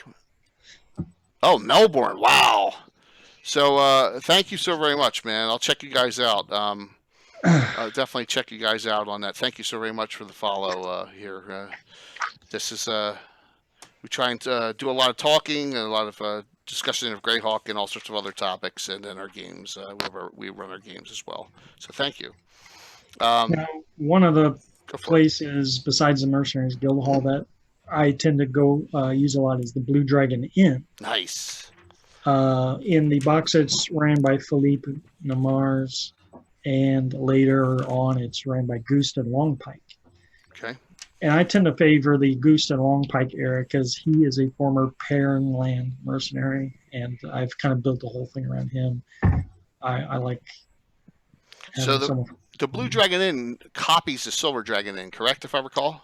Yeah, it's kind of the lesser. One copies the other, right? Yeah, there's a lot of Green Dragon. Yeah, that's okay. That's absolutely fine.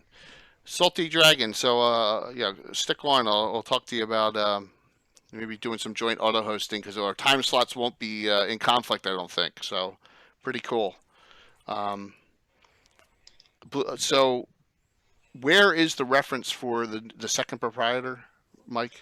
This might be The Adventure Begins. Oh, okay. Yeah, that's a little bit later in. Yeah. Nice. Like Philippe might have retired and sold the place or something. Beautiful. I'm noting that down. Thanks, man. Said it's always cool to get information that you didn't have. It's a living, breathing, changing city. There's all kinds of stuff. But with all the Dragon Inns around, that just happened to be one that I use a lot more than the others. Silver Garter, yeah. Fantastic. Bavix, I was about to talk about the Silver Garter, R13. Of course, it's the establishment of ill repute. But it's a front for a lot of other things, if I recall correctly. There's a lot of meetings that go on at that place. So there's a lot of intrigue going on at the Silver Garter as well. R13, there it is. Yes, Rhina the Ogress. I love it. Nice. And she's not an ogress, I believe. No, she's just, the prices are exorbitant, no food is served here, and the prices for other services are the highest in the city. So, it's a place where you're going to lose your change pretty quickly. Now, we have this bad habit of really making houses of repute everywhere we go because we're males and we're foolish for most of us. So, for example, in Diamond Lake, it's the Tickling Feather.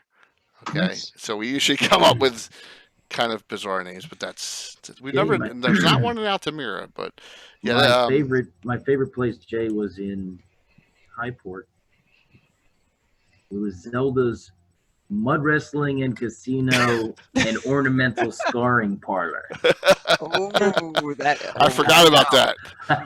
I forgot about the mud that's so wrestling. cool. Mud wrestling. That is so cool. That is awesome. Yep.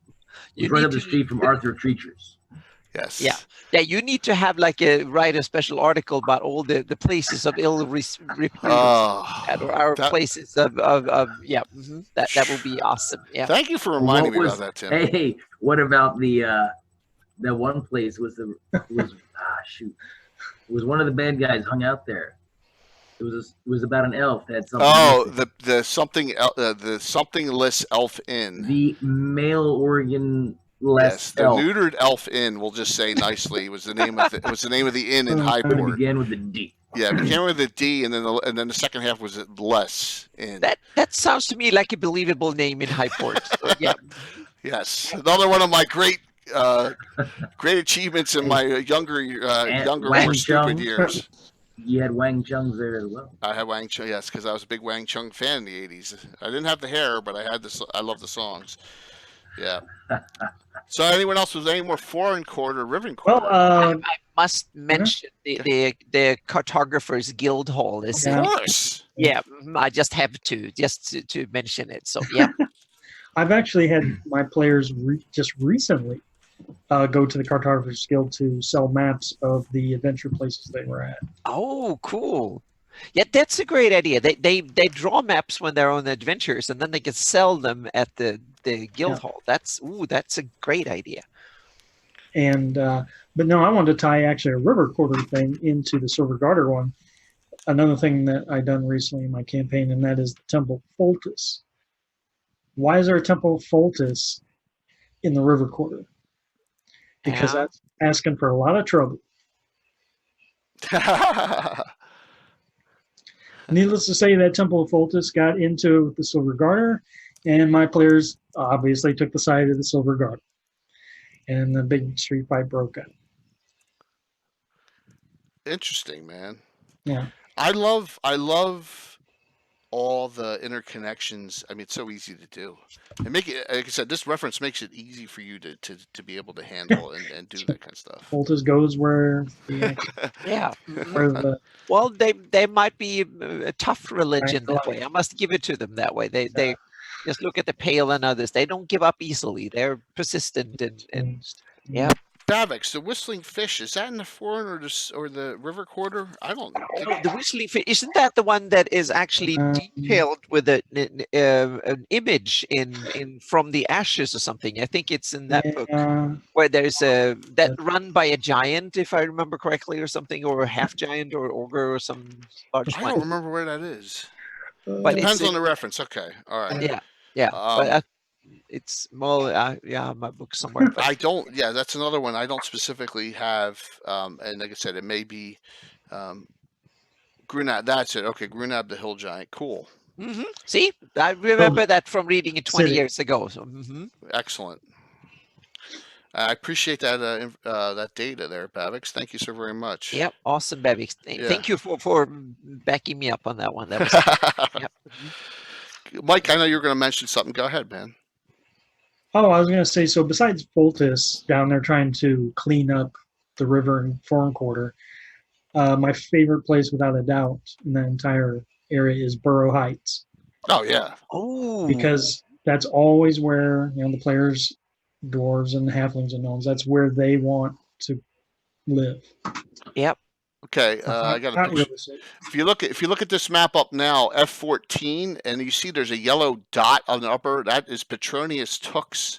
Of course, that's John. That's Tim's dad's character. He's a 12/12 druid thief, one of the highest level druids we have in our campaign, and he has a burrow up there on that map. So yeah, absolutely, that's absolutely a cool place.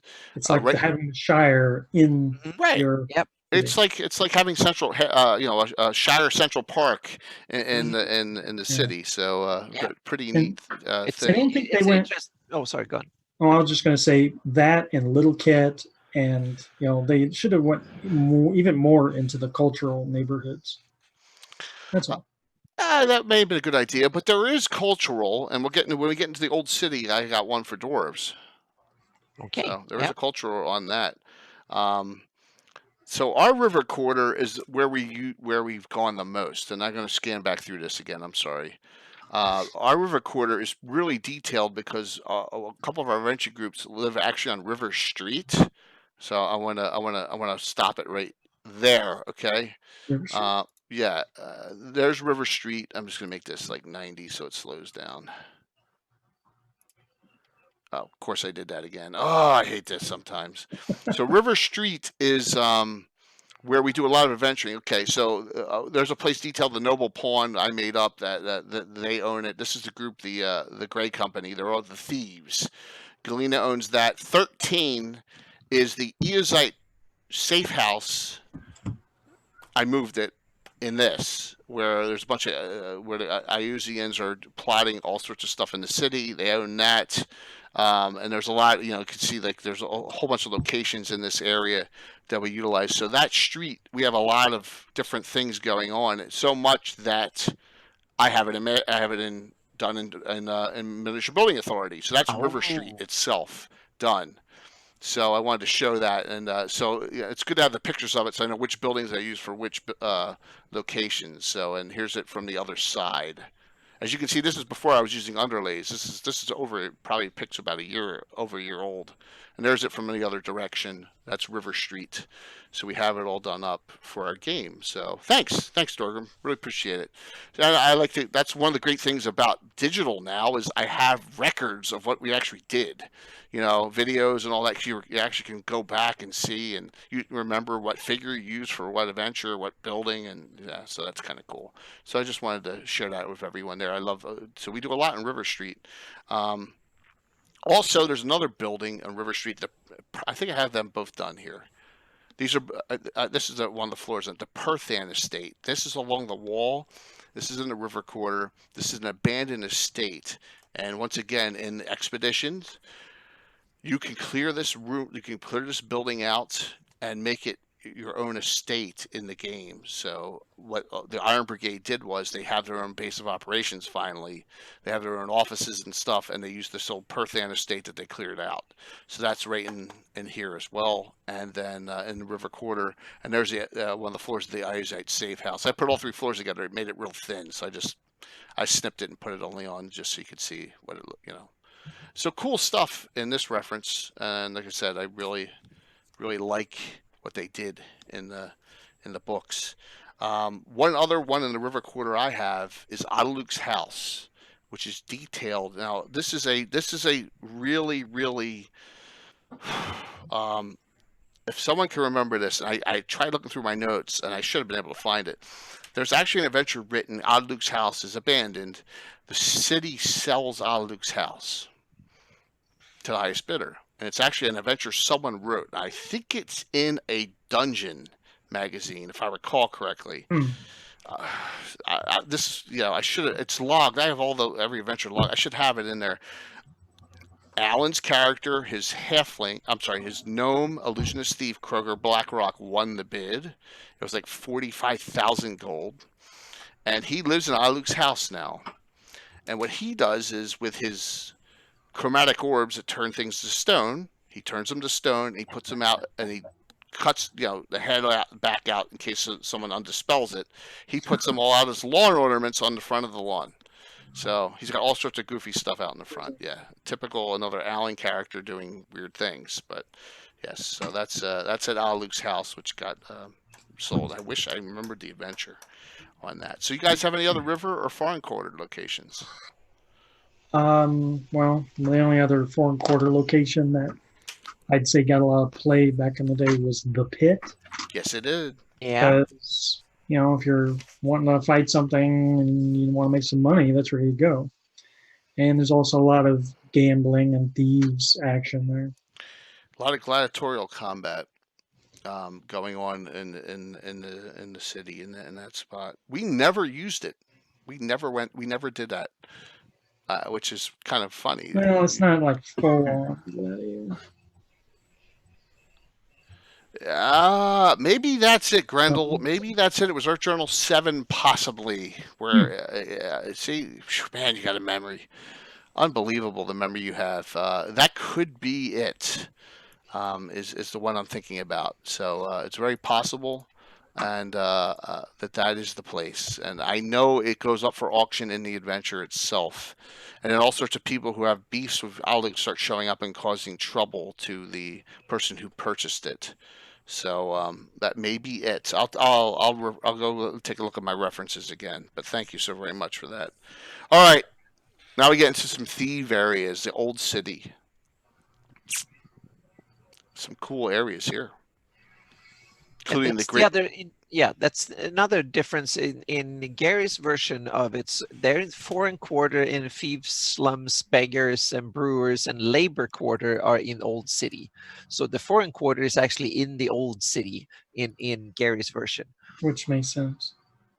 Yeah, so that was because the old city was partied in two to begin with, and then they built a new city afterwards, so to speak. So, but that was just a little tangent, just to explain the difference for those who want to dig in. Interesting that they did that. Let's talk about the Great Burn, Mike. What do you? I don't really recall what caused the Great Burn. Was that something that happened in the later editions, or was that always there? That was there, I believe. If you go to here, we'll go through some maps here. I guess old established cities need to have it burned sometime, I guess, in the city, just like. Okay, it's on this map. No, you can't see it there. You see down in the lower left-hand corner, you can see a corner of it down here where the right below the road. That's part of the Great Burn. So it's on the original box set. So a whole bunch of establishments burned down, and oh yes, near Rats Road and stuff down there. Yeah. Yes. They should have had some elementalists or druids on, on retainer to get the war elemental in there. Well, there was a great adventure written by, and let me see if I can pop this up for everyone. If I did this, okay. I don't know who this is. I asked Brian Blumklotz this, if he knew this person. But if you can get a hold of this details stuff going on in the Great Burn. I ran this for low-level group Iron Fury, which is the feeder group for the Iron Brigade. As Expedition was going on, we ran low-level stuff and had two groups running parallel to each other. Kind of a cool idea. And this is the adventure for everyone. It's called A Case of Measles, CGA1, by Brian Doherty. Does anyone know him? All right. So, World of Greyhawk. This, I believe, got pulled from the AOL discussion Greyhawk. That's how old this is. So, yeah, I have this, and if I guess there's nothing wrong with me sharing the wealth on Greyhawk in a PDF if anyone else wants this, but it's first level. It's a cool starting point. So, yeah, it's pretty neat. I liked it. It was really well done. I broke it into parts. I ran my son's group, the Gnarly Men, through parts of it. As they became the Gnarly Men, his group of adventures. I recognize the masthead on that now from the AOL days. Right. So if anyone knows this or whatever, or wants a copy of this, or wants me to email it, I'd be more than happy to. I'm not sure of the size of it. I may have to Dropbox share it if it's too big. But guys, I have this. It's one of those lost gems, kind of like the Hidden Temple of Earthenal is. So okay, just let you know. And that's all detailed in the Great Burn. A cool area. Awesome. Yeah. The other cool area I like in the old city is gone now. It's called Old Mother Grubs. For good reason. Now, Mike. That might be the most dangerous part. Yeah, I forgot about that. Mike, when you went from box set to From the Ashes, did you have it get raised in that, or did you keep it? I pretty much left it untouched. Okay. We did too. If you look at the people in Old Mother Grubs, there's vampires running around there. There's a priestess of Erythnol. So when we did our mega adventure, Salen made me do it, and this is where Salen found the crown and became a megalomaniac tyrant and tried taking the city over. Well, this is kind of like this was a 25-year arc I did.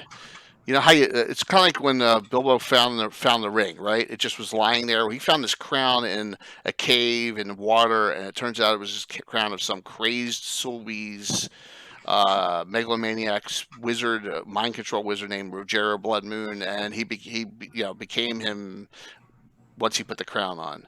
And that this only happened about 7 years ago. It started like in 1992 and it finished in like 2012, roughly in that era. And so he brought the entire group had to go through Old Mother Grubs and clean it out basically during this adventure. That's when it got raised in our game. So there you go. Yay! Will's rating in. Thank you. Oh, cool. All right, Dorgrim, thanks for the information. CGA 1 is still available in Cannon Fire for those curious. So that's cool to hear. So we got Will and company coming in there on the. Thank you, man. So that's how we got rid of Old Mother Grubs in the game. Instead of a paladin going in and raising it, the good guys went in and raised it in our game during the course of this mega adventure chain that I did. So it was a fun time. I mean, we had like 25 half vampires running around in there. Kind of like it was almost Ravenloft, the original Ravenloft. Like, remember that, Tim? How many you had to kill? Yeah, lots and lots and lots. So here's a question for everyone here, and what do they think? What is there a relationship between the Thieves Guild and Assassins Guild? And I know the Thieves Guild is more powerful, but how do you handle it in your games or campaigns, or would you? How? You got the Assassin's Guild, which is very small compared to the Thieves Guild, right? And they're both the Assassin's Guild's in the slum quarter, the Thieves Guild's in the old city. Is there a relationship there at all, or they leave each other alone in Greyhawk? What do you think? I think it's a standoff thing because you also have the Beggars Guild in that same vicinity too. Yes, you do. So it's almost like you got the information network, then you got the thieves who are like the actual muscle of the city, I guess, or maybe the power brokers are dealing with the merchants and stuff, and then you got the assassins who then deal with these pesky outside influences who, because I don't believe you can call a hit on a citizen. You can't. Citizen. So I really do think it's in defense of the city, the guild.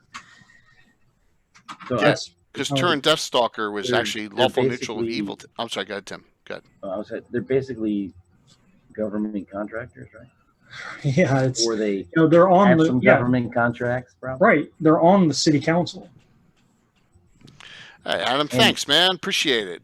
I would suspect, Jay, that there'd be a whole bunch of them in the Thieves Guild being spies, which is their other thing is that they would blend right on in there, and they could be a lot more assassins than anyone realizes. Well, true. Here's with us, our issue is we have bounty hunters as a class, so the bounty hunters are kind of merged in with the Assassins Guild and Greyhawk because I don't want a separate bounty hunters guild.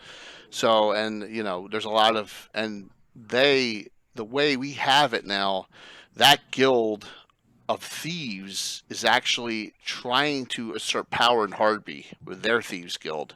And that's kind of one of Bill's characters is actually a spy, Jocelyn, who was used the last 2 weeks in Hardby. She is actually a spy for Greyhawk in Hardby. She's Galena's sister, and she is working on a way to try and assert power in their guild as well.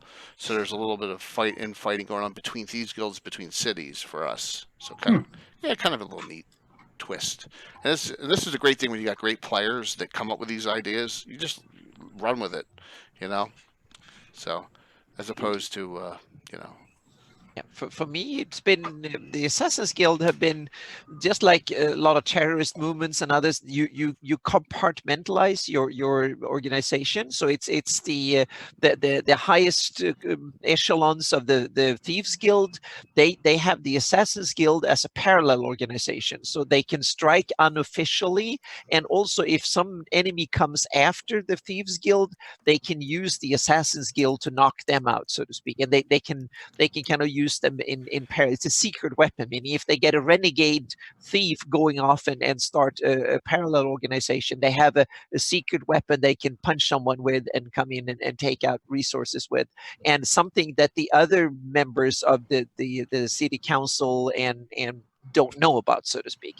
They know about the guild master, but they don't know, and he's kind of separate. The Thieves Guild is kind of official in that way because they run the city, so that means that the other ones know about them. The Assassin's Guild is kind of just a rumor that Right. the Thieves Guild can use in order to terrorize other ones, but it's the Grandmaster of the Thieves Guild is his secret resource, so to speak, his life insurance and his special hitman, so to speak, that he can send after even his own people if need be, as a kind of it's also an insurance. If the other ones come after his guild, he has these other ones that, and so he recruits the most loyal top thieves and others that are really, really skilled, and he can send them. And it's also a way for him to operate outside of the city, because he can send these on missions somewhere else, and they don't represent the city in any way. Right.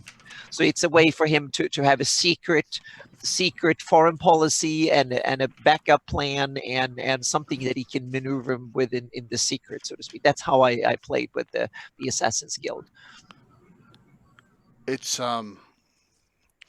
some people don't really want to touch this, Assassin's Guild because of the evil aspect of it, but I think it doesn't have to necessarily be that, right? Well, yeah, for me, I play simply the Thieves Guild. He's after skills, meaning he doesn't care. These people need to be absolutely ruthless so they can do whatever it's need be. If they need to take someone, chop them to pieces, and then boil them, that's it, so to speak. Meaning, if someone needs to disappear, these are the guys that does it, so to speak. These are they kind of start out with a thuggishness, but the more successful they get and the better they are, they're gonna be more like spies. Yeah, exactly. That they're the disciplined bunch that follows orders and do things and don't talk about what they're doing, so to speak. And they can disguise, they can disguise, they can act whatever. And James Bond is a good guy. He's an assassin. Yeah, and absolutely. So that I think that the efficiency and the ruthlessness and the mini mission, and some of them are probably day-to-day activities are in the Thieves Guild, but they are members of that secret club. And then you have people who are not connected. Most of them are probably not connected to the Thieves Guild the least. They have an official cover job, so to speak, doing something, whatever, that is not related. They might be a merchant, or they might have run their own little business or do whatever, so to speak. I think there's because the Thieves Guild actually assigns the thieves to certain quarters based on their skill level or what type of thievery they do. Yeah. So what they're looking for skilled people. Mm-hmm. Here's a question on that, Mike. Did you know how it says that there's certain Thieves Guild, the River Quarter, and I think the Old City's heads were trying to usurp Nerov Gaskell. Did you do that at all? It's in the book here. Yeah. I actually did have a little thieves schism. Good. Right. We did the same thing. How did yours turn out? As I recall, a lot of intrigue, but I believe Nerif and Org stayed in charge. Okay, it's cool though, because it's another little blurb they put in here for you guys to run with it. Like Thomas Rotek, I think, is the bad guy in charge of, and then it tells you what happens. And from the ashes, they were replaced and usurped by then. Then they got here's the new leaders. We actually ran it through with our the great company, the Thieves Guild group. They were working and fighting with the Thieves Guild in it, and that's See, I had a player whose wizard was obviously in the Wizards Guild, but he at one point expressed that he wanted to someday rule the city of Greyhawk. I was like, well, okay, you want to get into the politics of this? Okay. So I was like, first you got to be the guild master, and then you got to somehow like get nominated by your guild to then get on the directorship, and then when you're in the directorship, then you got to kind of get, if there's an opening, then there's an election for that, and all this Yeah. stuff. Yeah. So he really got involved in the politics, and somehow got wound up with the Thieves Guild. Yeah. Being For me, outwardly the leader of anything is not a good idea. Yeah. yeah, the way I've run the Greyhawk politics, I haven't detailed it to the players over the years, but the way I've kind of figured out how I wanted to work is that the other guilds, they simply bribe the city council, meaning the Thieves Guild, so if you're a guild, then a bunch of people get together and you collect money and resources and you hand that over to and that way you get a chance to sit around the table, and then you have to, then they vote, so to speak, but that's more like you Interestingly, that director council is not a static number.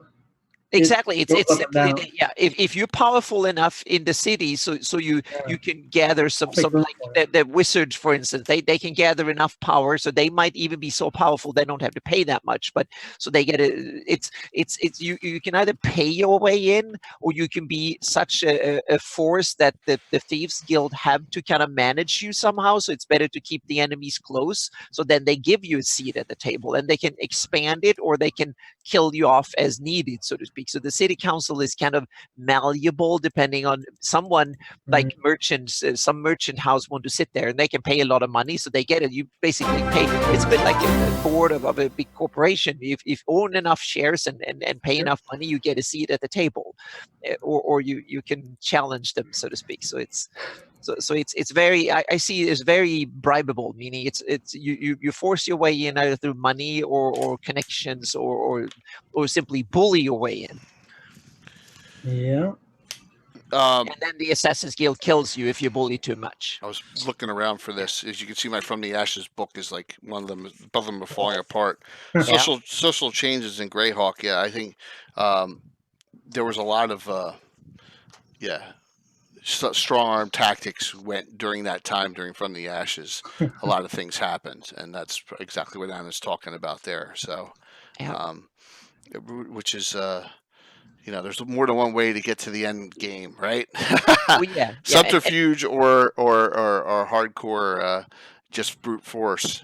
Well, yeah, you could be as ruthless or as corrupt as you want in your campaign, but I think the only real democracy in the Flanaess is yeomanry. I think that is more or less kind of at least partially democratic. That they actually have proper elections and run it, and anyone can participate and nominate and vote and stuff. I think that's the only one I can remember on top of my head that is actually democratic. All the other good ones, they are monarchies, but that's run by a royal family, and some of them are probably like the son or it's an hereditary monarchy, and others are probably more kind of the brutest fighter kills the other one and then he becomes king. So they're more kind of the old Viking style, so to speak. It's not the king or the son of the king, is the one who slays the king that becomes the next king. So powerful enough. So there's a lot of different styles of government, but I think it's only yeomanry that is kind of a somewhat democracy. Yeah. So any others? I got one, but I wanted to see if you guys did. We haven't talked about the slum quarter yet, too. We can get there. Yeah, I don't really have much slum quarter memorized, except maybe Fidroot's Daguerrearium. Because it's a cool name. Recommend these. Lots of slum stuff in here. The beggars and the beggars and beggar thieves. First they're the beggars, and then they become the beggar thieves, and then they try to challenge the Thieves Guild and Theobald, the beggar master, and there's some details on life in the slum quarter. I think especially in this book, the first couple of chapters, when Gord is a baby and his mother, who's a crony, more or less some hag type, whatever, when she dies and thrown in the street and stuff, it's a brutal reckoning of life in the slum quarter. So I can really recommend it that way. This is totally like off, maybe semi on topic. Has any of you guys watched the John Wick movies? Yeah, sure. Yeah, I have. Yeah. I don't know what the source material on that is, if it's a book or whatever. You mean the hotel? that's a movie where Yeah. like, everyone's assassins. It Yeah. seems like. Yeah. But it'd be interesting to run your Greyhawk City like that, where there's these services, because it has beggars and it has Yeah. thieves and assassins. Yeah. In a way, I run my oh, hang on a second. Now I need to think here. Now I need to go back to my. Hang on a second here. There we go. Molag. I run my Molag a little bit like that. So in Molag you could have like someone can run an inn and an establishment where he hands out contracts and stuff like that. So you can come in and simply hang out there and pick up a job, so to speak. So like a place where very ruthless types that did stuff like that got employed, and it was kind of a broker of deals in Like a fixer. yeah, exactly. So that makes sense because it's a lawful Evil. country. Yeah. So back in the Horn Society days, that's what they did, and they took a percentage of it, and it was part of their intelligence gathering, so to speak, and they did it. So Well, you can also have crime syndicates that they have thieves, but they're also other things too, Well, because That's what happened. criminal elements will get together and Well, Tim, that's what happened in Harby. The Assassin's Guild did not take the hit out. Oh, here come my cats. The Assassin's Guild did not. Someone left the door open. Did not take a hit out on Michael Baton. They wouldn't take it, and the longshoremen and dock workers took it instead. So that's what happens in certain when you have the background information on them, you can do that kind of stuff. So that's pretty neat. So a couple more. As we're winding down here, a couple more spots I wanted to talk about. One in particular, which has a place in my heart in Old City, if we can do that, is the Gold Digger. The Gold Digger is a dwarf tavern. It's a T8. Ooh, yes. Okay. It's a primary gathering place for dwarves in the Old City. Many humans and some halflings could be found here as well. Half-orcs usually roughed up if they so much as show their faces. It says it right in there. So this is what we have in our group, the Iron Brigade. They go between here and Narwhal now, these two, because they're super high level. Bill's character, Trevin Nim, is a specialty priest of Tritharion. And I have an NPC named Brolin. He's a dwarf. So you have a human specialty priest of Tritharion and a dwarf specialty priest of Clangeddon. They're the best friends. And they always go to the Gold Digger when they're in Greyhawk. And they're doing that since they were like first level. And they always talk about all the war wounds they have, because they all get limbs cut off all the time, or they get, fingers removed, eyes removed, die, get raised, so they talk their war stories all the time in the Gold Digger. So it's kind of like Trevin's like an honorary dwarf in that location. So yes, Naz, love us some Tritharion, absolutely, 100%. I am a Tritharion guy all the way. And there's also a whole Tritharion court back in the I think it's in the foreign quarter. There's a whole row. It's near Aluk's house. And they have all sorts of other things going on there, serving Tritharion in the city as well. Now, Bill's character is not the highest priest of Tritharion in Greyhawk. Jandazur, who's actually mentioned in On the dual council. class fighter specialty priest, she's the highest of Tritharion in Greyhawk. I think she's got Trevin by a level or two, and he's always like, I'm going to be he wants to be the top dog, but he's not. So kind of a cool place. And that's I think that's how Mordenkainen ended up being 30th level in my campaign. He kept on racing ahead, so racing ahead. Yeah, Bavix, I'm with you 100% there. I love Tritharion, chaotic goods. Tritharion and Foltians do not get along in my campaign at all. The lawful neutral aspect, I hate them. Oh yeah, yes, yep. Absolutely. It's a crime that Tritharion wasn't a core religion in some of the later editions of D&D. Because it's such an interesting religion. Don't know why that was the case and who made that decision, but it's one of my top 5. It's in my top 5. Yeah, me too. Of Greyhawk, and that would be another good show down the road. We can think about that. Talking about our ratings of our deities and who we like to play and all. That would be a neat one too.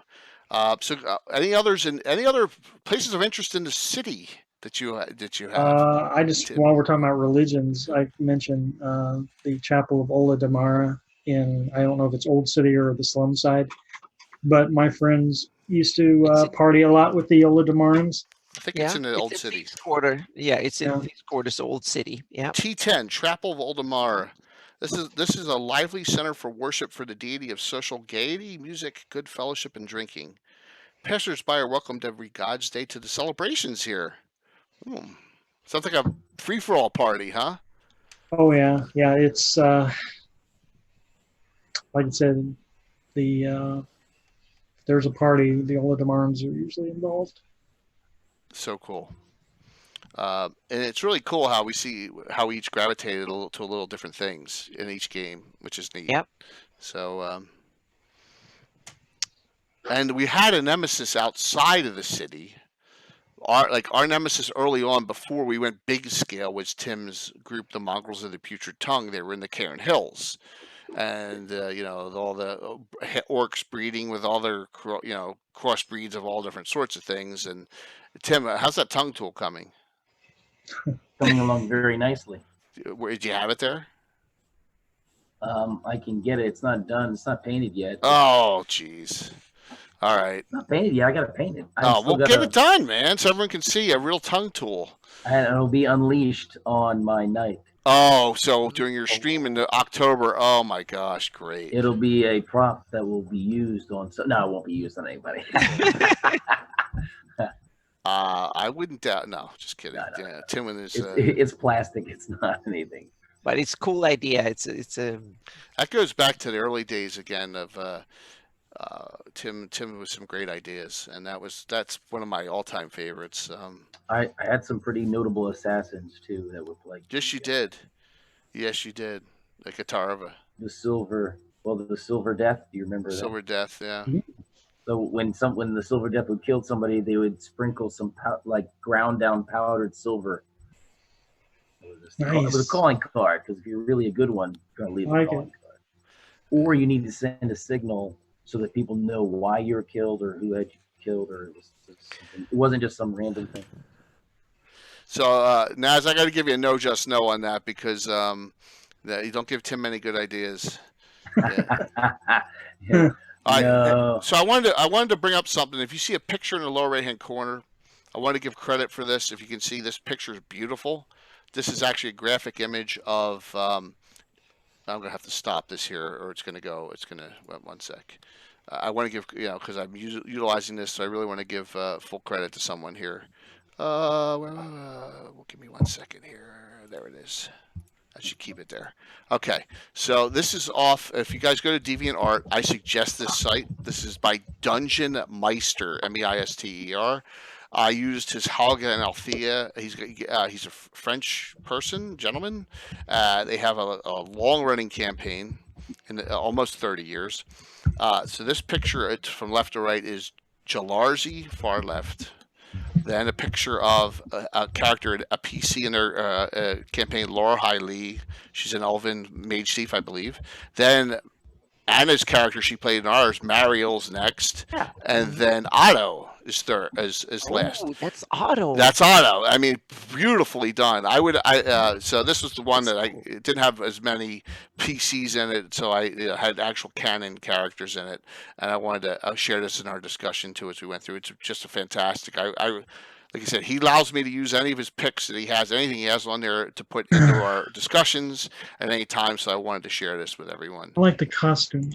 Yeah, absolutely. It's an unbelievably done graphic arts work, and there's a whole stories behind it and all. I recommend checking it out. So he would be more than happy to. He speaks French and English, so you see some French discussion in English and back and forth. So pretty neat stuff.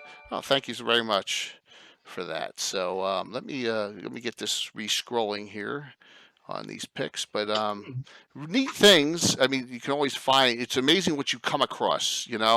I just stumbled across that about 5 to 7 years ago. His site, and he gets better and better with stuff. So let me see if I have anything else here. I got the Slum Quarter. We call the Assassin's Guild.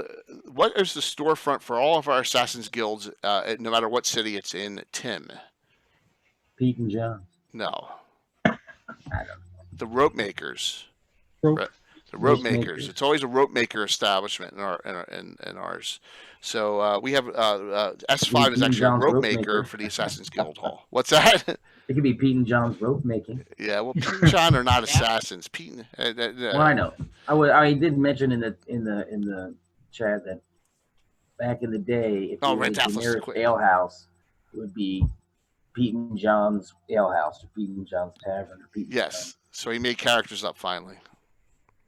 Just made up And two they're characters, businessmen. and that's how they came to be. And it's amazing what happens over the course of a lifetime of playing. And guys take they grow into their own personalities of their own.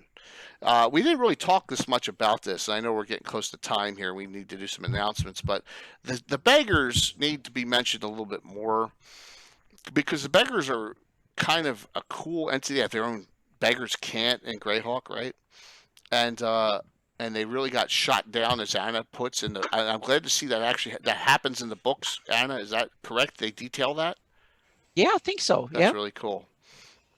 I'm trying to bring the beggars back, and we'll talk about that in the future. Detailed Theobald's, and he gets killed eventually, and Gord steals his. This is a spoiler, so It's okay. Gord steals his treasure and runs away with it, and that's part of his story at the start of his career. So to Saga speak. of Old City, I love it so much because the coinage in it's a little different. It's like, oh, a platinum piece, I can retire on this. Oh my gosh!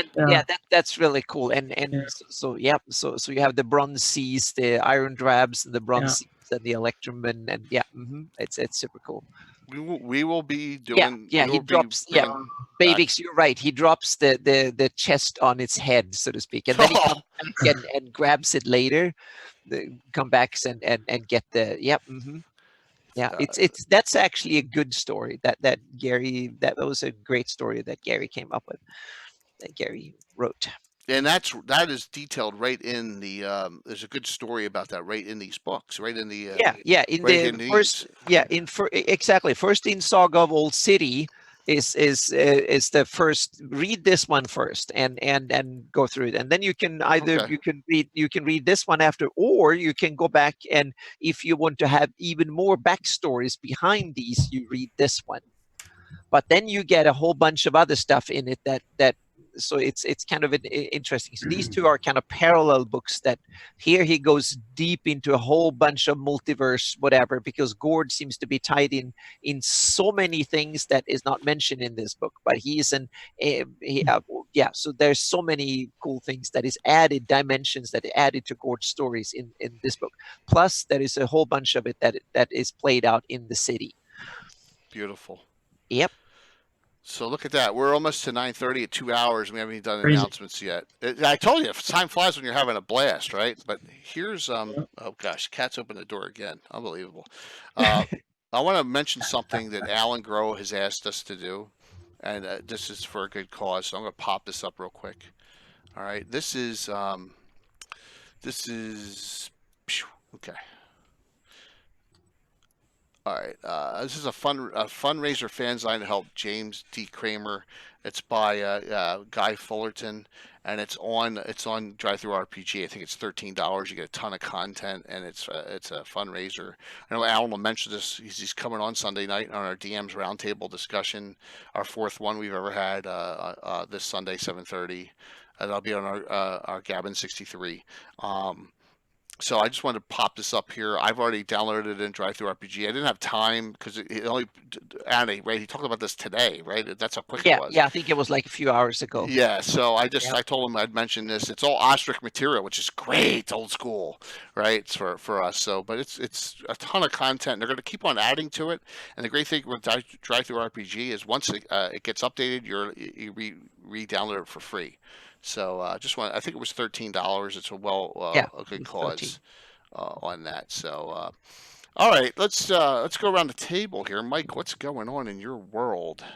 By the way, guys, if you have any other questions, please throw them out there. You know, we're not at a hard time stop, but you know, it may take 10 to 15 minutes to get through everything here. What do you got? What do you got running? Well, if you may or may not know, I have a Greyhawk blog called Greyhawkery. Just Google it, Greyhawkery. I don't have anything like out right now. I think my last post was just advertising this our meetup today. But I'm starting to get back into some all type articles. So you're interested in stuff from the back lunar side of the map. I got that going. But really, just a lot of random stuff. And I'm running White Plume Mountain for some of my friends on every other Saturday, and then every Sunday I'm running Ghosts of Saltmarsh 5th edition. So we're about I think we're about to start the final enemy. We've already done Saltmarsh and Danger at Dunwater, and then a couple of those things. And How'd you reach the levels between Dunwater and the final enemy? There's a couple filler adventures in between them. Nice. Yeah. Excellent. So, yep. Tim. Yes. Interestingly, playing with some of these papers. Oh, this castle. This castle. And I was laying out. I don't even want to know what that is. Anna. That's military. Oh, okay. You have the organization. Oh, yes. There's. I'm laying out the oh, wow. Yep. Mm-hmm. Yep. Sketching out your troops and all that stuff. Oh, yeah. You have the platoons and the specialists and yeah, and I had to make up my own symbology on some of it. Oh, yeah. It's not NATO standard. It's kind of a little bit deviation from it. Yep. Some of it might be. The infantry is very similar. Oh, yeah. It's very similar. You have the crossovers and you have the dots. Cavalry's good. Mm-hmm. Yes, Naz, he's crazy. Holy bureaucracy, Batman. Absolutely. And I'm assuming that's for. It's about organizing your leadership, because you got to assign your different captains to all the different troops. Because you have over 200 heavy cavalry, as well as. For those who are new to the stream, and there's a couple of you, thank you for watching. And Tim, who runs his City State of the Invincible Overlord campaign, old school 1E. It's more pure 1E than I am. October 26th is the next date we do that. Tim ran it about a month and a half ago. It's the most watched video ever on Lord Gazamba channel after the fact. Not during the live stream, but after the fact. It's the most watched vid we've ever had. It's still up. Just look for it if you're interested in watching it. It's really a good watch. And yes, I don't DM all the time, and when Tim DMs, it's scary. It's scary. And just because we're noting all the troop strengths and how they are and where they're going to be, doesn't mean they're going to be used at all. Right. Absolutely. So. Well, yes, Naz, as you had to watch it afterwards, a lot of people did, because Saturday nights are tough for a lot of people. On our Saturday night special, we run every 48 weeks, but we have one coming up this week. So, Anna, what do you got going on, too? Well, I've been under the weather thanks to a dental infection for a week, but now I got antibiotics. Now I'm recovering here, and I've been tied up in some cobalt press work kind of lately, too. But but I have I have actually a whole bunch of stuff in the pipeline that is almost done. A lot of it is done, so it just need to be published. So I have the revision that has gone to my patrons. I've got a whole bunch of stuff a few weeks ago that is coming to everyone. Hopefully, I'm definitely going to do it during this week, and hopefully, like tomorrow, probably I can have it done. There will be the new revision. There will be some new parchment maps that will match the latest revision of the map with some new styles, cool styles on it, and there will be a terrain only map for those who just want to have the terrain and play with it in GIMP or whatever they want to have it in. And for my patrons, I'm moving into to start texturing the Lendor Isles. So that's the next step. So there will be some new cool, both a little bit of technical info, and there will be some variants and stuff. So I'm moving into texturing it. So that will be the final render will hopefully come during this week. I will do the final render, and they will generate like 6-8 different texture maps, and then I have to sit in Photoshop and combine it. And I was also thinking, since I have the Facebook group, then I realized I can stream straight to the Facebook group, the Flanaess Geographical Society. So when I'm sitting in and doing some work in Sure. Photoshop and stuff, I'm just going to test and see if it works. I can just do that because I've been kind of difficult to get hold of in the group, and I missed it a few days now and then. So I thought that will be kind of, when I do Greyhawk work, I can just stream straight to the Flanaess Geographical Society group. So that will be, and then I also have some other Greyhawk projects. I have one that is the river and water map that I really, really want to do. And I've done some preliminary work to figure out if I have all the basic ingredients. And I think I do. So I can make a map that lists the rivers, what rivers are navigable where and stuff. So that one is coming. And I also started working on my 576 map. So it's kind of, it's work on all fronts here. So yep. Ton of content, which is yep, awesome. so it's coming out. The problem is that right now it's the things coming out is kind of just a little added version of the old stuff.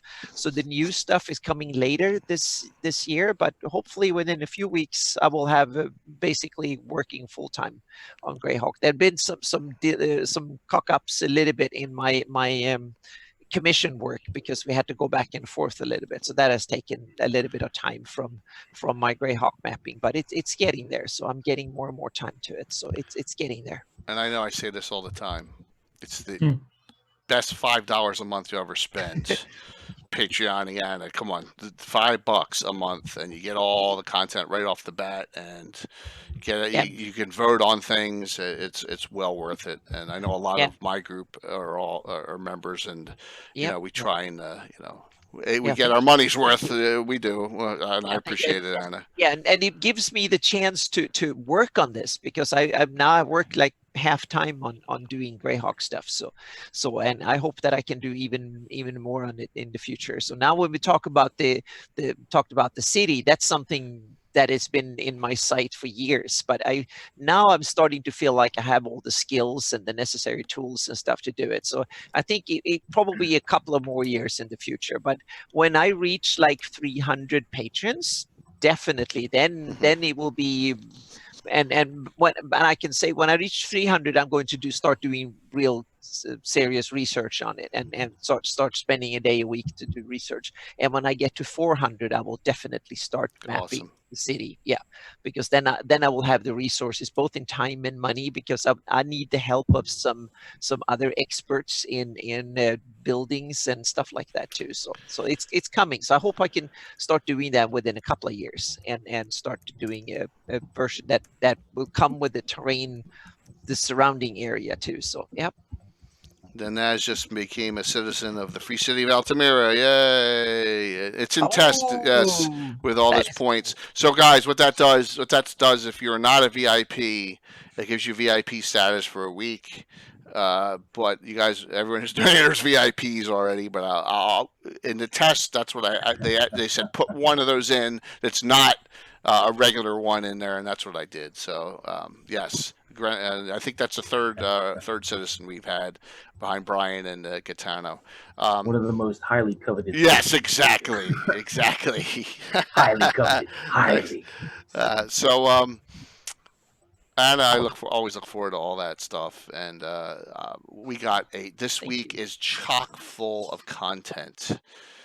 Starting, because we didn't stream last night, we did it tonight, and I'm so glad I did. This was a blast, doing this crossover with you guys, and I thank you for that. We're having a real fun time with it.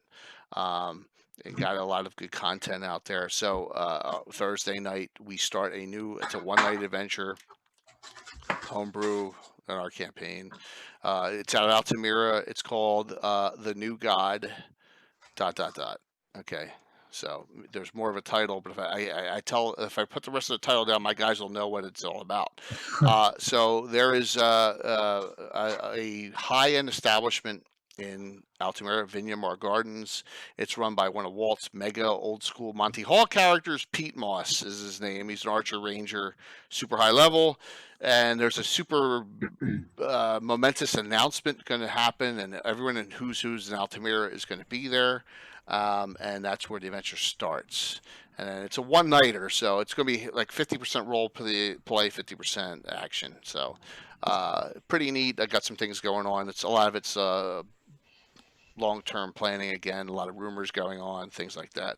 So that'll be Thursday night at 7:30 EDT p.m. And then Saturday night, you will see myself, you will see Anna, you will see the Nazrat, and you will see Wicked Studios LLC all playing again with Sublime Brian, DM Brian, his third time DMing for us in his Greyhawk, which is in the Saltmarsh area, 5e on Fantasy Grounds. And so that will be, and we all have characters in that. I have a Priestess of Pelor, Anna has an Elven Mage, Will's got a Fighter, and Tim has like an Archer type Specialist Ranger.